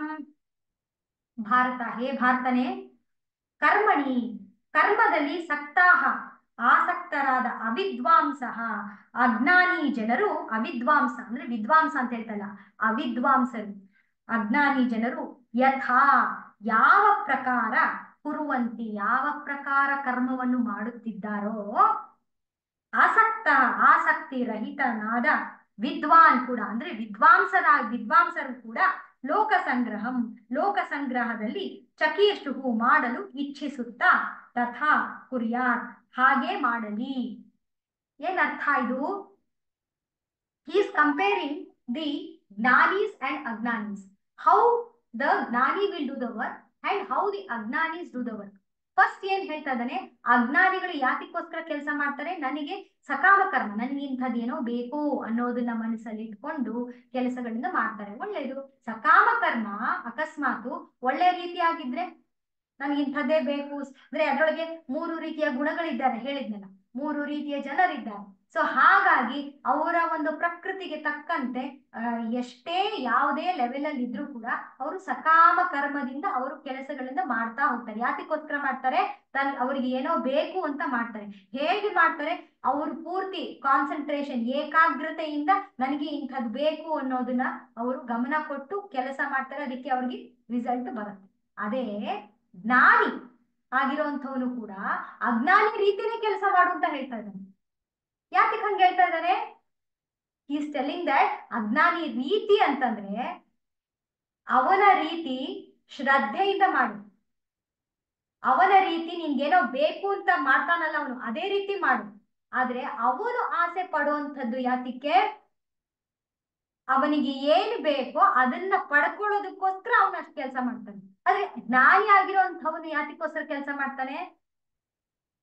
ಈ ಕೆಲಸ ಮಾಡೋದ್ರಿಂದ ಎಷ್ಟೋ ಜನಕ್ಕೆ ಸಹಾಯ ಆಗತ್ತೆ. ಈ ಒಂದು ಭಾವನೆನ ನಿನ್ನ ಮನಸ್ಸಿನಲ್ಲಿ ಸರಿಯಾಗಿ ದೃಢವಾಗಿ ಅಚ್ಚೊತ್ತಿ ಕೆಲಸ ಮಾಡು. ಈಗ ಒಂದು ಎಕ್ಸಾಂಪಲ್, ಈಗ ಒಂದು ಮಗ ಬಂದು ತಂದೆ ಹತ್ರ ದುಡ್ಡು ಕೇಳ್ತಾನೆ, ನನ್ಗೊಂದು 100 ರೂಪಾಯಿ ಬೇಕಪ್ಪ ಅಂತ. ಸೊ 100 ರೂಪಾಯಿ ಯಾಕಪ್ಪ ಬೇಕು ನಿನಗೆ? ಯಾಕೆ ಅಂತಂದ್ರೆ ನನ್ಗೆ ಇದು ತುಂಬಾ ದಿನ ಆಯ್ತು ನಾನು ಆಚೆ ಹೋಗಿಲ್ಲ, ನನ್ನ ಫ್ರೆಂಡ್ಸ್ ಜೊತೆ ಹೋಗ್ತೀನಿ, ಅವ್ನ ಐಸ್ ಕ್ರೀಮ್ ತಿನ್ಕೊಂಡು ಬರ್ತೀನಪ್ಪ. ಸರಿ, ಹಿ ವಾಂಟೆಡ್ ಸಮಥಿಂಗ್, ಅವನ್ಗೆ 500 ರೂಪಾಯಿ ಅವನ್ಗೆ ಕೊಟ್ಟು, ಅವ್ನ್ಗೆ ಅವಾಗ ಏನಾಯ್ತು, ಅವ್ನ್ಗೆ ಏನ್ ಕೆಲಸ ಮಾಡ್ದವನು, ಅವ್ರಪ್ಪ ಏನ್ ಹೇಳ್ತಾರೆ, ಸರಿ ನಾನು ನಿನಗೆ 100 ರೂಪೀಸ್ ಕೊಡ್ಬೇಕು ಅಂದ್ರೆ ಸುಮ್ನೆ ನಾನು ಹಂಗೆ ನಿಂಗೆ ಕೊಡೋದಿಲ್ಲ. ಒಂದ್ ಸ್ವಲ್ಪ ಇಂಟೆಲಿಜೆಂಟ್ ಫಾದರ್. ಅವ್ನ್ ಏನ್ ಮಾಡ್ತಾನೆ, ಆಯ್ತು ನೀನು ನನ್ಗೆ ಈ ಭಾನುವಾರ ಬಂದು ಕಾರ್ ತೊಳಿತಾ ಇದೀನಿ, ಕಾರ್ ತೊಳೆಕ್ ಸಹಾಯ ಮಾಡಿ, ನಾನು 100 ರೂಪಾಯಿ ಕೊಡ್ತೀನಿ. ಓ ಹೌದಾ, ಸರಿ ಆಯ್ತು ಮಾಡ್ತೀನಿ ಅಂತ ಆ ಹುಡುಗ ಏನ್ ಮಾಡ್ತಾನೆ, ಚೆನ್ನಾಗಿ ಕಾರ್ ತೊಳಿತಾನೆ, ಅವ್ನಿಗೆ 100 ರೂಪಾಯಿ ಸಿಕ್ಕತ್ತೆ, ಖುಷಿಯಾಗಿ ಐಸ್ ಕ್ರೀಮ್ ತಿನ್ನಕ್ ಹೋಗ್ತಾನೆ. ಇನ್ನೊಬ್ಬ ಇನ್ನೊಬ್ಬ ಬರ್ತಾನೆ, ಅವನು ಹೇಳ್ತಾನೆ ನನಗೆ ಆ 1000 ರೂಪಾಯಿ ಬೇಕಪ್ಪ ಅಂತಾನೆ. ಸೊ ಯಾಕಪ್ಪ ಬೇಕು 1000 ರೂಪಾಯಿ ಅಂತ ಕೇಳ್ತಾನೆ. ಅದಕ್ಕೆ ಅವನು ಹೇಳ್ತಾನೆ, ನನ್ನ ಫ್ರೆಂಡ್ಗೆ ಫೀಸ್ ಕಟ್ಟಕ್ ಆಗ್ತಿಲ್ಲಪ್ಪ, ಅವನಿಗೋಸ್ಕರ ನಾನು 1000 ರೂಪಾಯಿ ಬೇಕಪ್ಪ ಅಂತ ಹೇಳ್ತಾನೆ. ಹೌದಾ, ನಿನಗೆ ನಿನ್ ಫ್ರೆಂಡ್ಗೆ 1000 ರೂಪಾಯಿ ಬೇಕಾ, ಸರಿ ಆಯ್ತು ನಿನಗೆ 1000 ರೂಪಾಯಿ ಕೊಡ್ತೀನಿ, ಆದ್ರೂ ಕೂಡ ನೀನ್ ನನ್ಗೆ ಏನಾದ್ರು ಒಂದು ಕೆಲಸ ಮಾಡ್ಕೊಡ್ಬೇಕು. ಹ್ಞೂ ಏನಪ್ಪ, ಏನ್ ಕೆಲಸ ಮಾಡ್ಕೊಡ್ಬೇಕು, ನೋಡಿ ನಾನು ಇಲ್ಲಿ ಇನ್ಕಮ್ ಟ್ಯಾಕ್ಸ್ ಫೈಲ್ ಮಾಡ್ತಾ ಇದ್ದೀನಿ, so I need some help, ಇದೆಲ್ಲ ಒಂಚೂರು ನನಗೆ ಓದಿ ಹೇಳು, ಮತ್ತೆ ಇದೆಲ್ಲ ಒಂಚೂರು ನನ್ಗೆ ಸಹಾಯ ಮಾಡ್ಬೇಕು, ನನಗೆ ಯಾವ ರೀತಿ ಹೇಗೆ ಇದನ್ನ ಪೋಸ್ಟ್ ಮಾಡಬೇಕು, ಹೇಗೆ ಮಾಡಬೇಕು ಅನ್ನೋದೆಲ್ಲ ಹೇಳ್ಕೊಡು, 1 ಅವರ್ ಕೆಲಸ ಇದೆ, ನನ್ಗೆ ಸಹಾಯ ಮಾಡ್ಬೇಕು, ಈಗ ಒಂದು 1000 ರೂಪಾಯಿ ಕೊಡ್ತೀನಿ, ಕೊಡ್ತೀಯಪ್ಪ, ಹ್ಞೂ ಕೊಡ್ತೀನಿ. ಸೊ ಅವನೇನ್ ಮಾಡ್ತಾನೆ, ಎಗೇನ್ ಅದೇ ಮಗು ಶ್ರದ್ಧೆಯಿಂದ ಕೆಲಸ ಮಾಡುತ್ತೆ. ಯಾಕೆ, ಇವನ ಆಟಿಟ್ಯೂಡ್ ಬೇರೆ, ಅವ್ನ ಐಸ್ ಕ್ರೀಮ್ ತಿನ್ನಕ್ ಹೋಗ್ಬೇಕು, ಇವನ ಆಟಿಟ್ಯೂಡ್ ಬೇರೆ, ಇವನು ಅದೇ ಶ್ರದ್ಧೆಯಿಂದ ಮಾಡ್ತಾನೆ, ಇವನು ಅಷ್ಟೇ ಶ್ರದ್ಧೆಯಿಂದ ಮಾಡ್ತಾನೆ. ಯಾತಿಗೆ, ಆ 1000 ರೂಪಾಯಿಯಿಂದ ಅವನಿಗೇನು ಆಗ್ಬೇಕಾದಿಲ್ಲ, ಆ 1000 ರೂಪಾಯಿಂದ ಅವನ ಫ್ರೆಂಡ್ಗೆ ಫೀಸ್ ಕಟ್ತಾನೆ. ಈ ರೀತಿ ಕೆಲಸ ಮಾಡು, ನಿನಗೇನು ಆಗ್ಬೇಕಾದಿಲ್ಲ, ಆದ್ರೂ ಕೂಡ ಅಜ್ಞಾನಿ ಯಾವ ರೀತಿ ಕೆಲಸ ಮಾಡ್ತಾನೆ ಅಷ್ಟೇ ಶ್ರದ್ಧೆಯಿಂದ ಮಾಡು. ಆದ್ರೆ ನಿನ್ಗೇನಾಗ್ಬೇಕಾದಿದೆ, ನಿನಗೆ ಲೋಕ ಕಲ್ಯಾಣ ಆಗ್ಬೇಕಾದ್ರೆ, ಯಾರಿಗೂ ಸಹಾಯ ಮಾಡ್ಬೇಕಾದ್ರೆ, ಅದಕ್ಕೋಸ್ಕರ ನೀವು even though you don't want for anything for yourself, work for the ಲೋಕ ಕಲ್ಯಾಣಕ್ಕೋಸ್ಕರ ಕೆಲಸ ಮಾಡಬೇಕು, ಮಾಡು ಅನ್ನೋದನ್ನ ಕೂಡ ಅವನು ಈ ಶ್ಲೋಕದಲ್ಲಿ ಹೇಳ್ತಾ ಇದ್ದ. ಹರಿ ಓಂ ತತ್ಸತ್. ಯಾರಿಗಾದ್ರೂ ಏನಾದ್ರು ಡೌಟ್ ಇದೆಯಾ?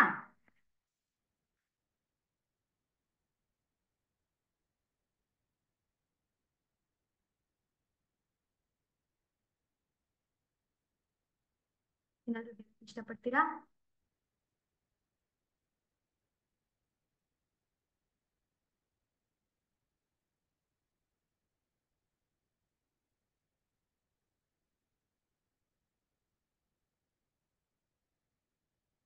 ಓಕೆ, ಒಂದು ಫ್ಯೂ ಮಿನಿಟ್ಸ್ ಸೈಲೆನ್ಸ್.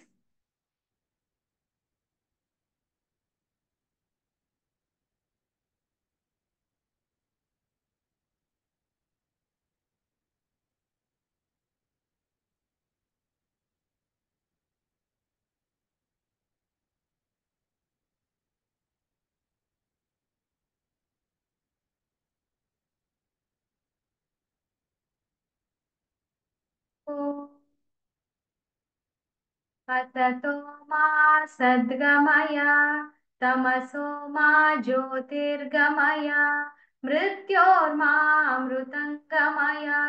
ॐ शान्ति शान्ति शान्तिः।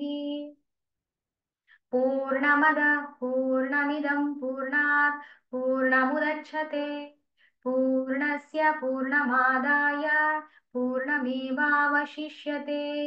ॐ ಶಾಂತಿ ಶಾಂತಿ ಶಾಂತಿಃ. ನಾನೆಂಬುದು ನಾನಲ್ಲ, ಈ ದೇಹ ಮನಬುದ್ಧಿ ನಾನಲ್ಲ, ಸಚ್ಚಿದಾನಂದಾತ್ಮ ಶಿವನಾನು ನಾನೇ, ಶಿವೋಹಂ ಶಿವೋಹಂ ಶಿವೋಹಂ. ಲೋಕಾಃ ಸಮಸ್ತಾಃ ಸುಖಿನೋ ಭವಂತು, ಲೋಕಾಃ ಸಮಸ್ತಾಃ ಸುಖಿನೋ ಭವಂತು, ಲೋಕಾಃ ಸಮಸ್ತಾಃ ಸುಖಿನೋ ಭವಂತು. ಹರಿಃ ಓಂ. ಶ್ರೀ ಗುರುಭ್ಯೋ ನಮಃ. ಹರಿಃ ಓಂ. ಸರ್ವಂ ಶ್ರೀ ಕೃಷ್ಣಾರ್ಪಣಮಸ್ತು, ಸರ್ವಂ Shri ಗುರುಪಾದಾರ್ಪಣಮಸ್ತು. Bye. See you on Friday. Hari Om. Hari Om. Hari Om.